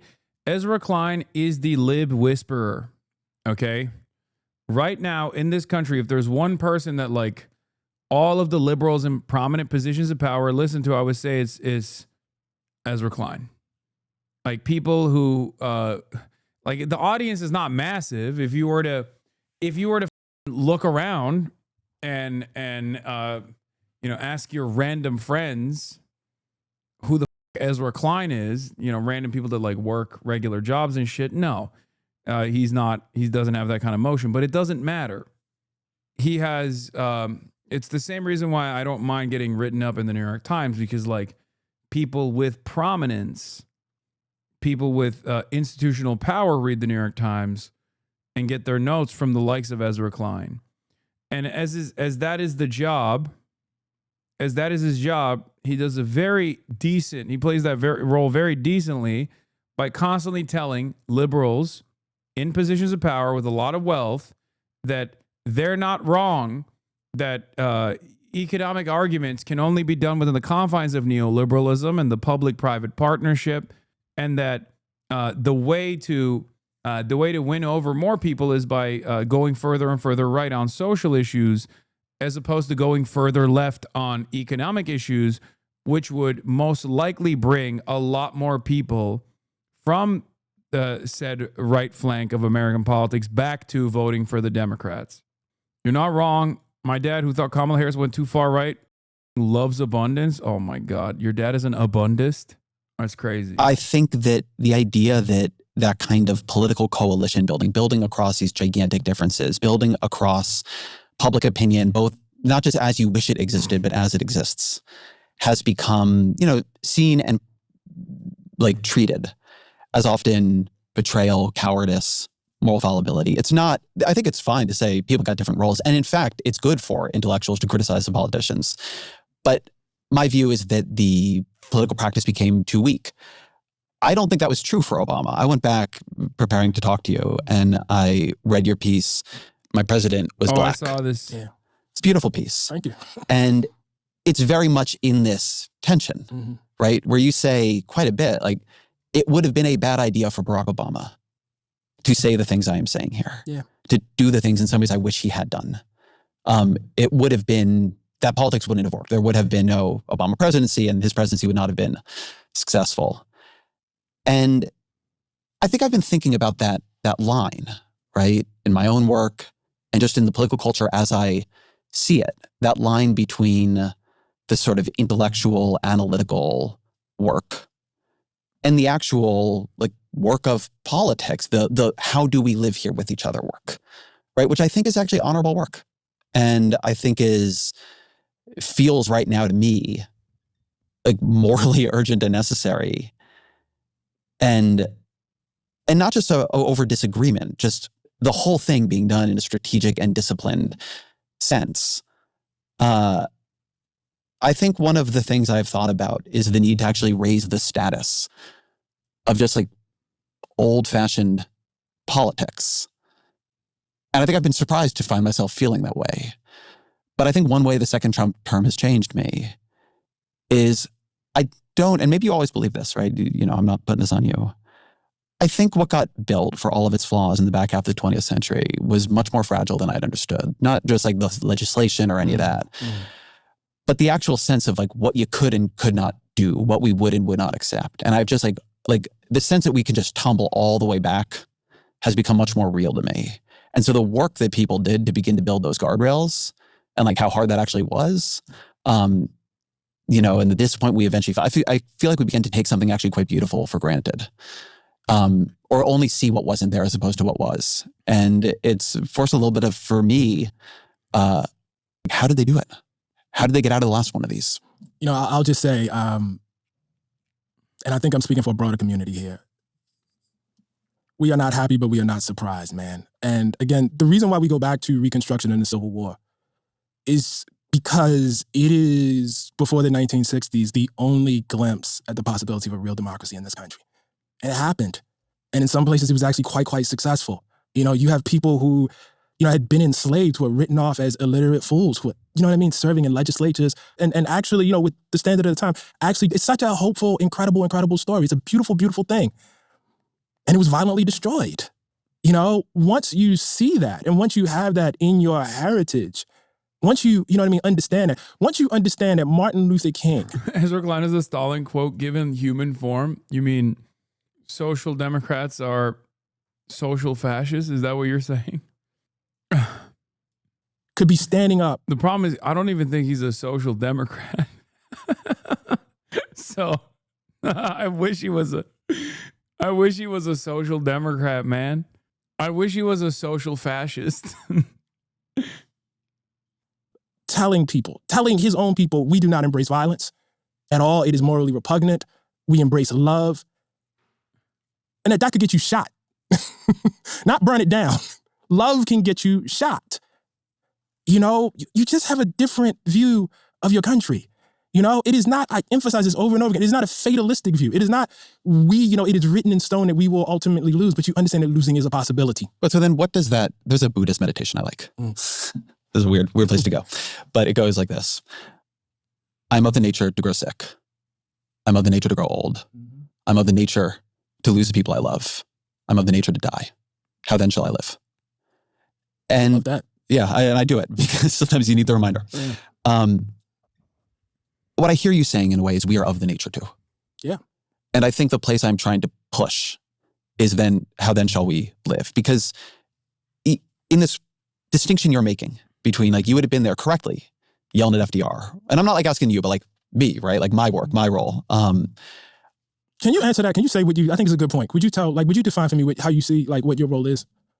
I don't know what my role is anymore. I'll be totally honest with you, man. I feel very conflicted about that question. The role I want to have is a person curiously exploring his political and intellectual interests in political peacetime. And the role I somehow have is sometimes that. But I am in the business, I'm a political opinion writer and podcaster and so on. And I'm in the business of political persuasion. And I feel like me and the people who believe what I believe, not narrowly speaking, but, you know, like the whole broad coalition, have failed in a really consequential way. And I think it is. You feel like you failed in your work? I think there are places I failed. I mean, I think there are things I got right too. Like, yes, you did. I mean, it's true. You did objectively. The Democratic Party has been abiding by the Ezra Klein worldview, not singularly responsible, right? Ezra is not singularly responsible for this. No one is. But the Democratic Party has been actively positioning himself in the exact ways that Ezra wants them to, whether because they listen to him or not, doesn't matter. Like, that is what the output is of the Democrats. So in some ways, yes, I think this is a massive failure for sure. And I would go so far as to say that, like, Ezra Klein, Matty Iglesias, these guys are almost reactionary in the way that they identify, they follow the lead of those in power, and they actively try to normalize the ways in which the power structure should not be harmed in any capacity. The hierarchy should remain the same, and work within the confines of permission, where they just say, like, yeah, things are getting really bad. Here's how the Democrats could win, and therefore maybe potentially put a stay of execution on American fascism happening. If fascism is the execution of American democracy, then the only way to do that is by just pausing that slow burn towards fascism, or the accelerated pace of moving the direction of fascism. There's no vision there, I think, of a better future. There's no vision of, like, undermining the existing hierarchies. There's no alternative vision whatsoever. Do you think you could set up a meeting with Ezra? Maybe.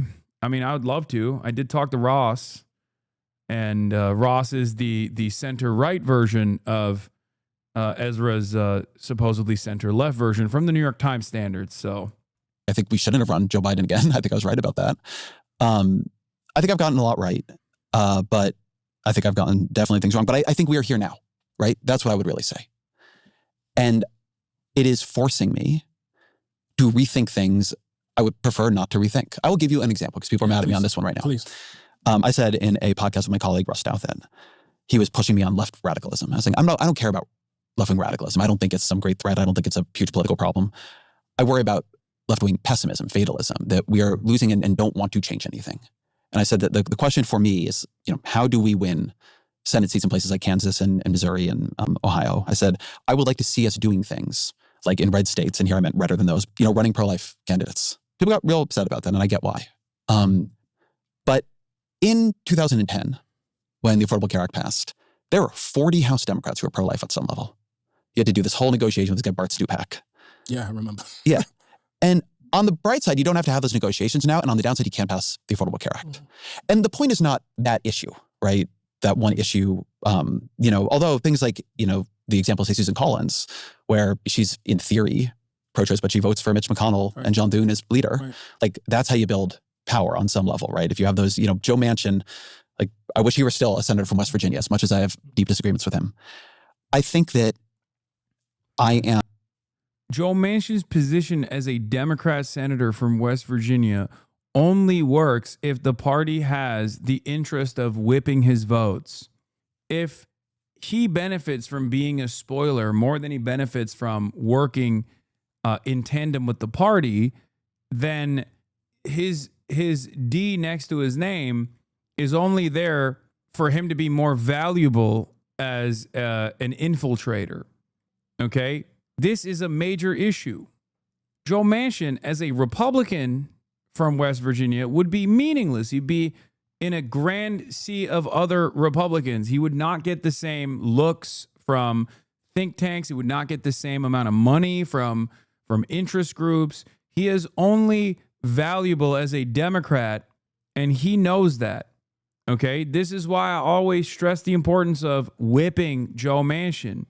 Like, not obviously literally for those who are looking to find political violence in any of my rhetoric. I mean, like, whipping votes. A person, I think you are a person, whether you admit it or not, who is one of the people with a, voice in shaping what our political culture is. And I believe at some level that political strategy is downstream from political culture. I think it means exploring things that are uncomfortable and being pretty disciplined in a way maybe I haven't been, about separating the question of what I believe from what I believe will win power. Because I currently think that the cost of losing power is horrifying and dangerous, and we can't keep doing it. So that's... There it is. This was what I clocked as his opinion, is that Democrats have to concede on social conservatism and run spoilers like Joe Manchin instead of winning a broad coalition, because as long as the Democrats are in charge, things are not as bad as they would be as opposed to the Republicans in charge. Look no further than what's happening right now. This is the argument that a lot of Democrat dead-enders present as though it's some sort of brilliant analysis that we are unfamiliar with, right? Democrats winning for the sake of Democrats winning alone is a worthwhile goal, no matter how they win. And the most exaggerated counterexample to this would be, okay, what if they just embodied every single policy position of the Republican Party with the exception of like one or two, and they won that way? Would that still be success? Especially when there is a different alternative out there, when there's an alternative vision out there, seemingly that people are responding positively to, democratic socialism, for example. I think a lot of Dems do unironically think that, though, where they just think, like a lot of Dem voters think that as long as there's a D next to it, if they exhibit the same tendencies and the same ideological background of like the average Republican, then it's fine. It's good. It's better to have a Democrat there than a Republican. Yeah, so can we start with that exactly? Because the immediate thing, and I don't have the numbers in front of me, but the immediate thing that springs to mind for me in that question is not who you're abandoning, but how do you square the fact that, in fact, reproductive rights has proven to be pretty popular in red states? Yeah. And I'm thinking about referendums that have been passed, such that they've had to, change the rules. Like, how do you separate that? When I sort of said this in glance. Like, there are people who didn't vote for Kamala, but give me reproductive rights. I think that I was using first pro-life as an illustrative example. Okay. But there are many red districts in this country. And there are states that we do not even think about competing in anymore, right? I'm not talking about Ohio here. I think you have to try things. By the way, not only moderation kind of things. There is not a single red state where there needs to be a pro-life Democrat running. There is not a single red state where there needs to be an anti-trans Democrat running. The thing that we should be trying is the thing that the Democrats refuse to try, because the Democrats have already tried and failed with militaristic, jingoistic sentiments, with by running, military veterans, being like, we're the real patriots, all this shit. The thing that Democrats haven't tried is unironically left populism, left economic populism. They haven't tried it. And as a matter of fact, they actively stamp it out. Okay. There are examples of liberals who have won and won big due to their lineage and their familial name, like Andy Bashar, whose father was a part of like institutional politics in the state, things of that nature. And he obviously is uncompromising when it comes to social principles, when it comes to social liberalism. But even then, okay, there are a couple examples of the left populism that's actually panned out quite successfully, but not enough. Democrats are clearly shy about that, or they have some kind of resistance to that kind of messaging. Try going much harder on economic populism, which some people are trying. I think you might need to combine those two strategies, right? Which is sort of the Dan Osborne in Nebraska approach. I think that you... So he's saying that left populism should be a strategy that's tried as long as you package it with social conservatism. I think even before the question of what your policies are, and I believe this very deeply, there's a question of whether or not people feel like you respect them and like them, even if they disagree with you. Before I think people will give you power, they don't even ask, do they like you? They ask whether you like them. And I think a lot of the country feels we don't like them. I believe that I know that. I've seen the focus groups. I've seen the survey data. I've talked to the people who work on this. And that's going to require changing that. Is going to require making moves that somehow send a loud enough signal that people begin to think we have changed it at some level. Sherrod Brown should be able to win in Ohio. Yes. The reason he cannot win in Ohio is the Democratic Party itself is a millstone around his neck that drags him down. So what do you do about? I'm not. That's true. That's true. Wait. Okay, examine that further. Examine that further. What is the millstone? Is it the pro-trans stuff or is it the neoliberalism? Because Sherrod Brown is a winning politician in Ohio because he is an outspoken union man. Okay, and he doesn't go far enough in terms of like his own ideas of where Medicare should go. I think he's like in favor of Medicare expansion. But exactly the qualities that Sherrod Brown has that make him marketable in Ohio is the left populist policies that he advances. That's it. And the thing that actually puts him underwater in a place like Ohio is not the fact that the Democrats are seen as like being too pro-trans or anything. The only reason why people hyper focus on that shit is because the Democrats themselves are not aligned with Sherrod Brown on being uncompromisingly pro-labor union or even like pushing the boundaries of what is permissible in terms of left economic populism. That's it.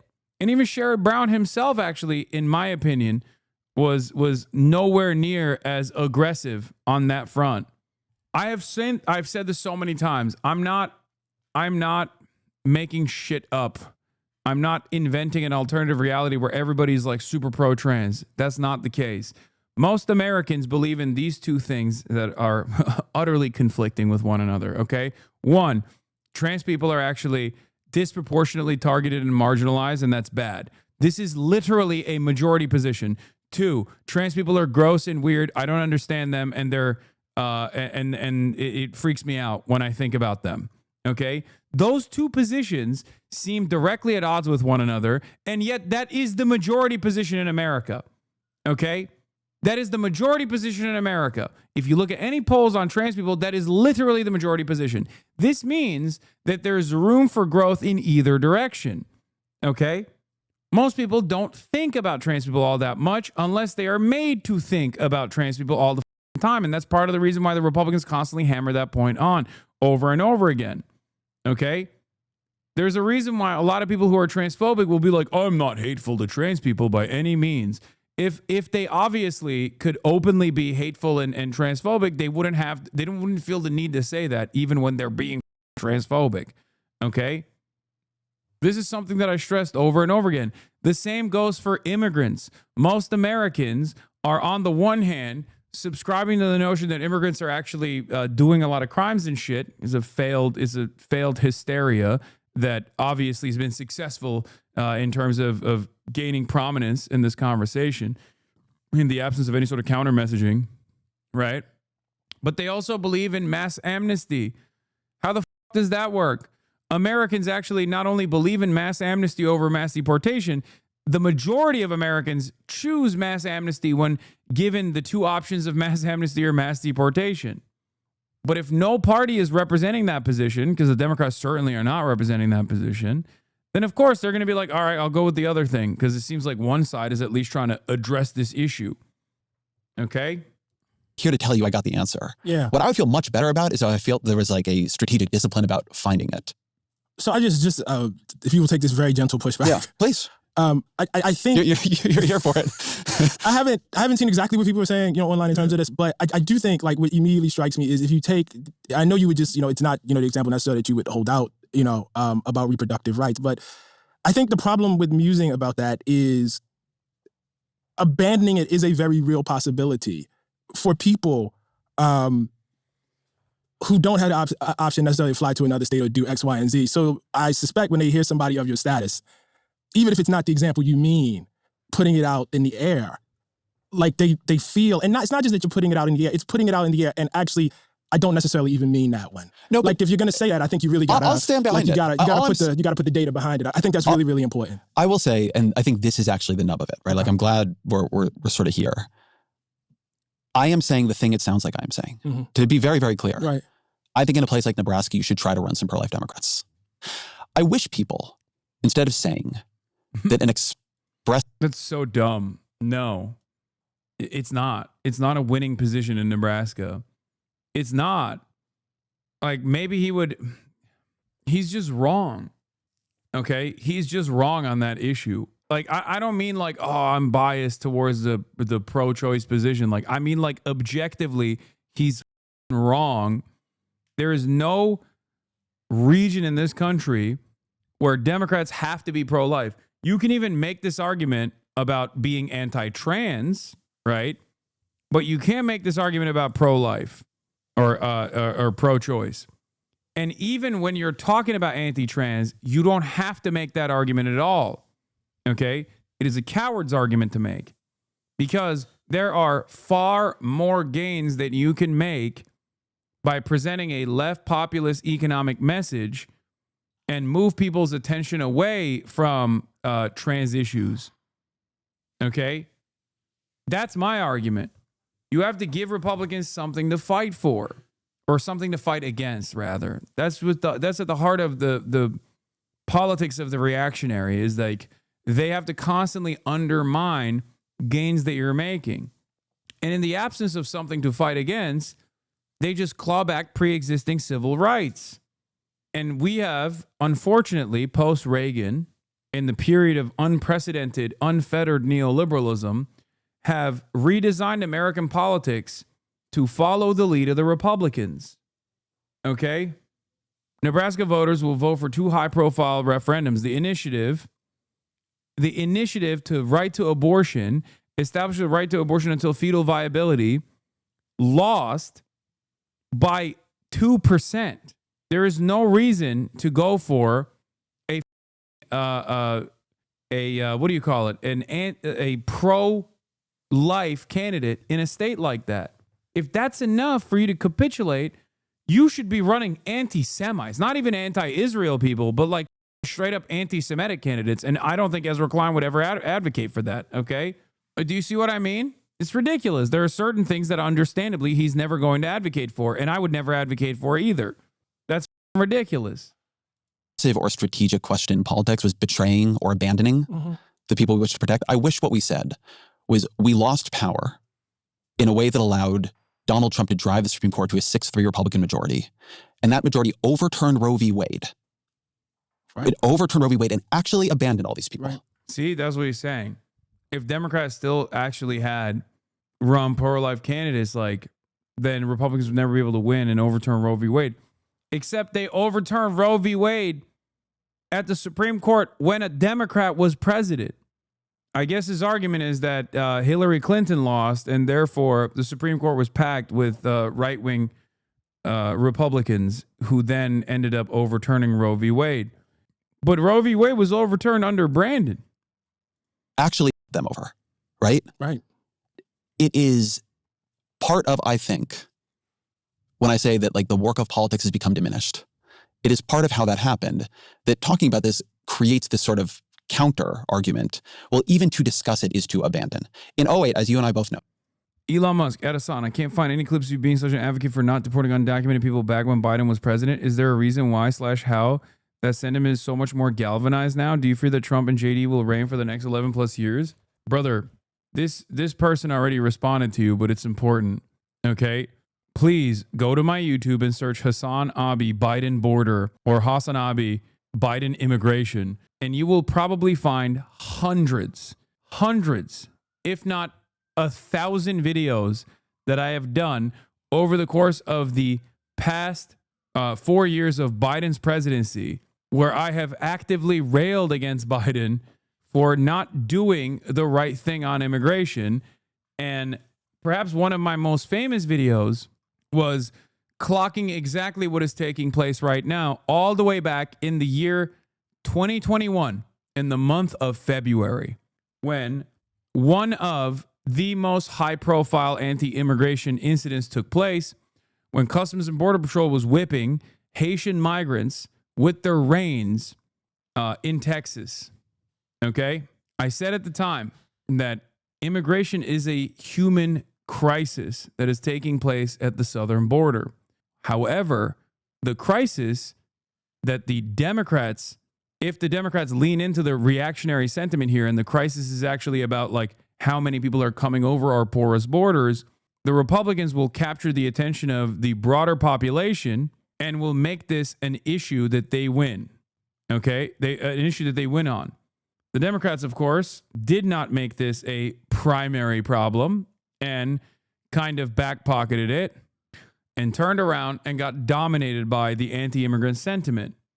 Here is a more recent example from August 29th, 2024. The Democrats are once again running the old strategy of triangulating to the center and running scared, talking about picking up Nikki Haley voters, highlighting a Republican cabinet pick, and pushing the right-wing border bill, forgetting what caused their early momentum. The method is clear. They think not being Biden is enough to win back some of the younger, more progressive demos as they spend the rest of the 60-plus days trying to communicate the Trump holdouts instead of running on progressive issues that help all Americans. Are you on board with the Dems pushing for $1.5 trillion for undocumented in the new spending bill? Yes. I think they deserve $17 gorillion. Okay? $17 quintillion, actually. Okay? I think we should give all of your money, take it out of your pocket at gunpoint, and give it to an undocumented Guatemalan boy. That's what I believe. Since you're already fantasizing about things that are not taking place, I might as well just really lean into that fantasy, right? I believe in a world where the Democratic IRS comes to your door with guns, armed and dangerous, and they say, fork over the dollar bills, bitch. And you cry and you say, no, where is this money going to go to? And they say, to a Guatemalan boy. He needs to buy new sneakers. You. And then they spit on you and they take all your money and then they give it directly to the Guatemalan boy next door. Okay? That's what I believe. Idiot. Dude, it's so funny. You can just like manipulate Republicans with just a couple words. You say undocumenteds are going to get the all of the benefits, and trans people are going to get all the benefits, and they'll be like, please rob me blind. Because like what that chatter is talking about is actually the heated debate that's taking place that Democrats will inevitably cave on, which is assurances that Medicare and Medicaid funding will not be cut. This already took place in the big, beautiful bill that Donald Trump passed expeditiously. Okay? That's $800 billion. $800 billion of Medicare and Medicaid spending that is going to be cut. Okay? $800 billion. That's not being cut from undocumented migrants, you idiot. That's being cut from people exactly like you. People like your parents. But the Republicans have just lied to you and said, no, that was going to the undocumenteds. And you're like, oh, that's good then. Anyway, Biden admin so far, February 26, 2021. Deportations didn't halt for 100 days. DHS still working with private prisons. Bomb Syria to threaten Iran. New cages just dropped. Might drop $15 minimum wage. Still waiting on $2,000 checks. $1,400 payment. Look at that. Look at that.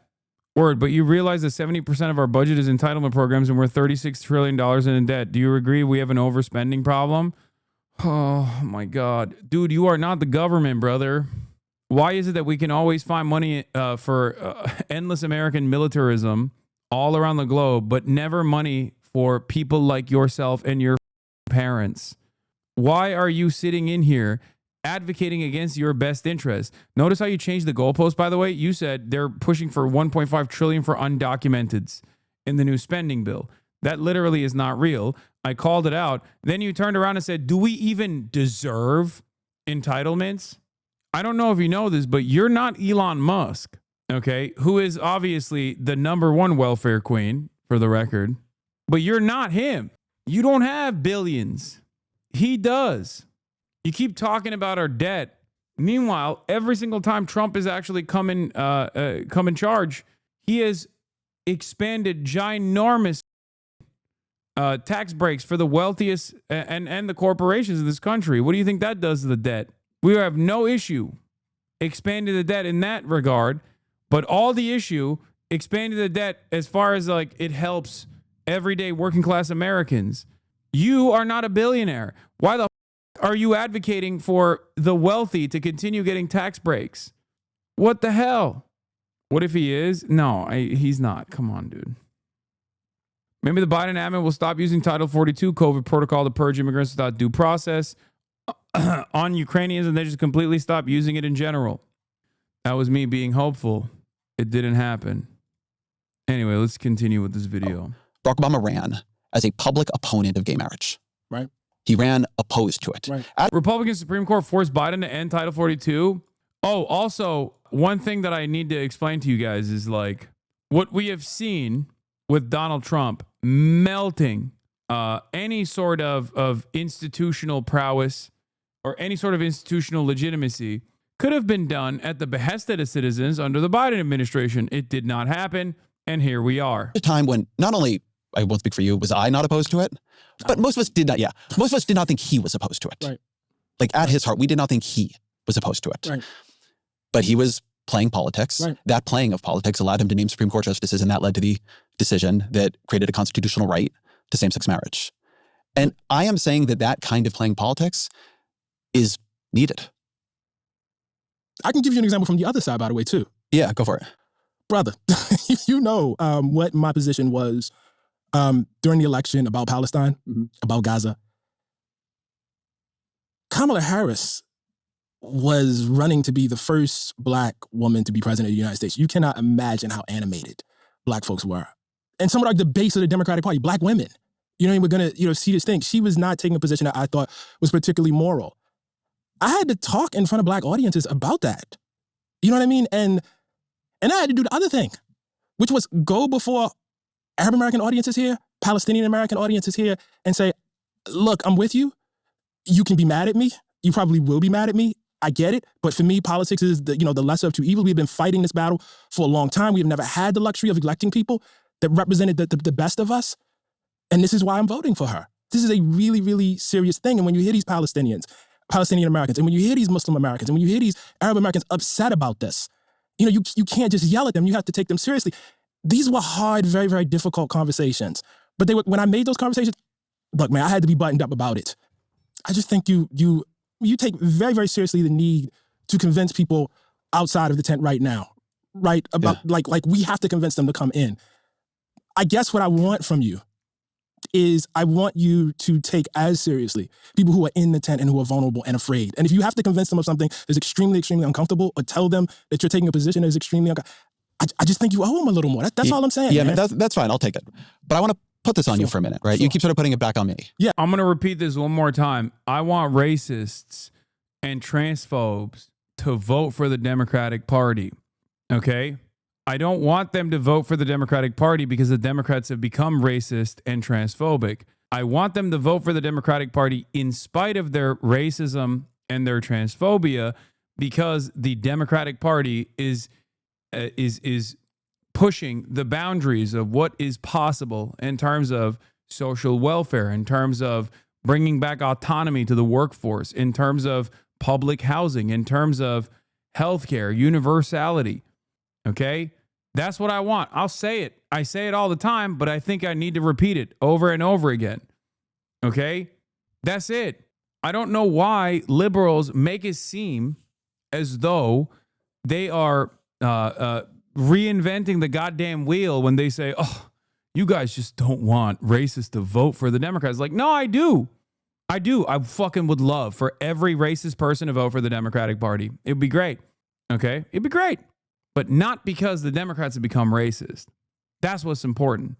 And I think that racists and transphobes would vote for the Democratic Party in spite of their racism and transphobia if the Democrats actually said, we're going to give all the racists health care.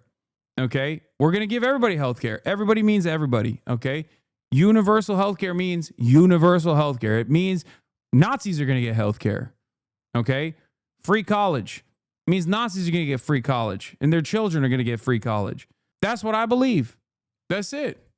And not because not because the Democrats somehow magically were able to convince racists that like they're more racist than the racist party. It's stupid. I'm open. Go ahead. I won't. You keep putting it back on me here on the Ta-Nehisi Coates show. What then should we do? What then should be? You are one of the most influential public intellectuals in the country. I know you don't like to think of politics as a thing you do, but it is a thing you do. What, as bad as you know this can get, and given that you're not a hopeless person or who, doesn't think you should just collapse into fatalism, what do you think should happen now? I think that really depends on what your role is. I don't have a great overarching theory for what everybody needs to do because I think we all have different positions. I know what my role is. And I do see myself as part of politics, by the way. Yeah. And I think that's a very, very important way of answering the question. I mean, I'm not going to be the person that yells at you because, you went on a bunch of right-wing podcasts. As I've said many times, in the course of this interview, I see myself as a writer. I see myself as a journalist. I see myself as someone for whom it's very, very important to state the truth plainly and to clarify things as best I can. I'm not a strategist for the party, and I've tried to, as you raised in that Barack Obama. This is a funny take, but it's true. Racists used to vote for the Democrats because the Democrats were pro-union and they cared about the union more than being racist. Being racist was just a hobby for them back then. Now that they have no jobs, being racist is their new job. I mean, I think there was more to it because I think a lot of the people that used to vote, like there were a lot of people in the South that voted for the union side, but then there was also a lot of people that voted for the racism side because the Democrats in the South were still eating off the gains of the Dixiecrats. Until, like, I would say Barack Obama, because he was black. And I think that kind of really changed the dynamic a little bit for a lot of the, like, that was the final nail in the coffin for Dixiecrats because, a black man was the Democratic leader. But you're not wrong. It's just not the whole story, I would say. But I do like the way you framed it. It's pretty funny. They lost. Now that the racists have no jobs, being racist is their new job. It's no longer a hobby. It's their occupation now. It used to be just their hobby.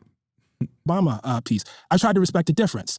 I guess I'm not pushing you to be a political strategist, right? I think that for me, something you see me doing right here, something I think people reacting to me doing is saying, well, the fight is it's profound and we're losing the fight. Then the question is to think about how we fight. Right. That's something about knowing that this much of the country is, on the wrong side of what my line would have been. Right. Knowing that what Kirk was doing, what people like him were doing was working. Right. That imposes a set of questions upon us that need to be answered. Right. Civil Rights Act wasn't the final nail. No. The Southern strategy worked, but like there were still Dixiecrats until like in the early 90s and shit. There were still institutional names in the South that were prominent Democrats that racists knew to vote for and did continue to vote for. But part of that was still the last bastion of like union voters, union votes. But then the other part of it was because like there were some racist ass Democrats. Let's be real. The thing I'm struggling with in this conversation and even in that question is the fact that there are things that you yourself have actually advocated for that had they been done, we would be having a very different conversation. I think I want it to not be close. You said what? I want it to not be close. You will call this my fatalism, but I am not surprised. I think it's going to be close. I think it'll be close for a very, very long time. I would like for it to be less close too. But do you think that's within our power or not really? Listen, I have a friend, and I'm not going to out him. He's a mutual friend of ours who always says, this is the best set of white folks we have ever had in the entire history of Black America. This is the most woke. This is the least racist. This is the most aware group that we have had. You know what I mean? Like for us, and for those of us who ground ourselves in a larger tradition, this is not close. Like this is a remarkable time. In terms of he's right. It's just that's how dire the situation used to be and still is. Our freedom, as writers and journalists to speak to people in terms of the amount of people who are empowered and have some amount of privilege and could just look away and are not looking away, it's not a great time politically. You understand what I'm saying? But it's just, it's not the worst either. No, it's not. It's not the worst, All right, then I think always our final question. What are 3 books you recommend to the audience? So the first book is a book called The Brothers by Stephen Kinzer, which is a joint biography of Allen Dulles and John Foster Dulles, and how incredibly one was head of the State Department, the other was head of the CIA, and how they worked to overthrow multiple countries during Eisenhower's time. It's just an incredible, mind-boggling book, and it's helping me answer some questions about the role of America in the broader world. The second one is an oldie but goodie, which I reached for before I wrote my piece, is Race and Reunion by David Blight, which I think is just essential because it shows how a country forgets, and forgets in service of a politic that I would say is problematic. The third one is our mutual friend Chris Hayes' book, Siren's Call, which I think, in fact, actually tells us a lot about the conversation that we're having today, and the influence of social media screens and distraction. Ta-Nehisi Coates, man. Thank you very much. I appreciate it. Did you watch how Republicans are pushing that Obama causing political violence today? Oh my God, don't even get me started, okay? Recently, Klein suggested it was obvious that they should run anti-abortion Senate candidates in Ohio, Missouri, and Kansas, all states where abortion protections were enshrined via voter referendum. I think it's the perfect example of his worldview. I know, I talked about that already. He has actually retriangulated it to just simply mean Nebraska, where the pro-life ballot measure won by 2% in a 51-49 split. So at least that's the one state where he could back the empirical evidence, where he could just like claim that there was empirical evidence to suggest the opposite. But even then, it's 2%. It's just like so inconsequential. But yes, his initial assessment was 3 red states that actually enshrined abortion as a constitutional protection. Also, he keeps implying he really means it about transphobia. I know. Anyway, it's just bad. It's just bad overall. I would love to talk to Ezra if given the opportunity. That'd be great. Unfortunately, only Ross wants to talk to me. And Ross is already right-wing as shit. Anyway, you say Ezra's like the Lib Whisperer, but outside this, does he have tangible emotion? Guys, you don't understand. Like, these guys are the power players still read the New York Times. You need to understand. Last spring, Dems met with Davis Shore and Ezra Klein and came back only talking about bread and butter issues. And I'm sympathetic to this, but understand people may be numb to the authoritarian Trump stuff. But it's very weird to just never substantially address what Trump is doing. What comes out sounds like an alien. If Trump is a bad actor, why would he protect healthcare? What does he have to do with Trump's increasingly ominous power grab, the evidence of which he announces daily? Post Charlie Kirk killing especially, there's a very clear gathering storm designed to gut any meaningful political opposition, and Dem leaders just don't seem to care about that much. I don't get it. I think it's important in this moment to not only address the bread and butter issues, because fascism does become a bread and butter issue. And Democrats shouldn't just wait for Jimmy Kimmel to go down, for them to launch some sort of opposition against this. But once again, Democrats are always leading. Are never leading, always following.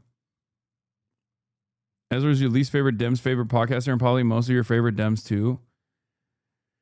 Yeah. Because they're targeting the left and Democrats don't give a fuck about us being targeted. Yeah, they're stupid if they think that it's going to only target the left. That's my point. There was a Republican politician that made a list. The list only comprised of Democratic Party politicians. Okay? This is going to be a fight that needs to be fought in every step, in every different ideological tendency. Any kind of liberalism will be stamped out with the same severity as like radical leftist politics. And I think a lot of people don't understand that. A lot of Democrats don't understand that. Like, dude, the designation that they put forward literally says anti-Americanism, anti-capitalism is as a marker for violent rhetoric, anti-Americanism, opposing the traditional American values of family and morality. That's just shit that Republicans say about all Democrats. That is straight up just everything that the Republicans claim Democrats believe. Hasan Reactions is one of the best ones in the React channel.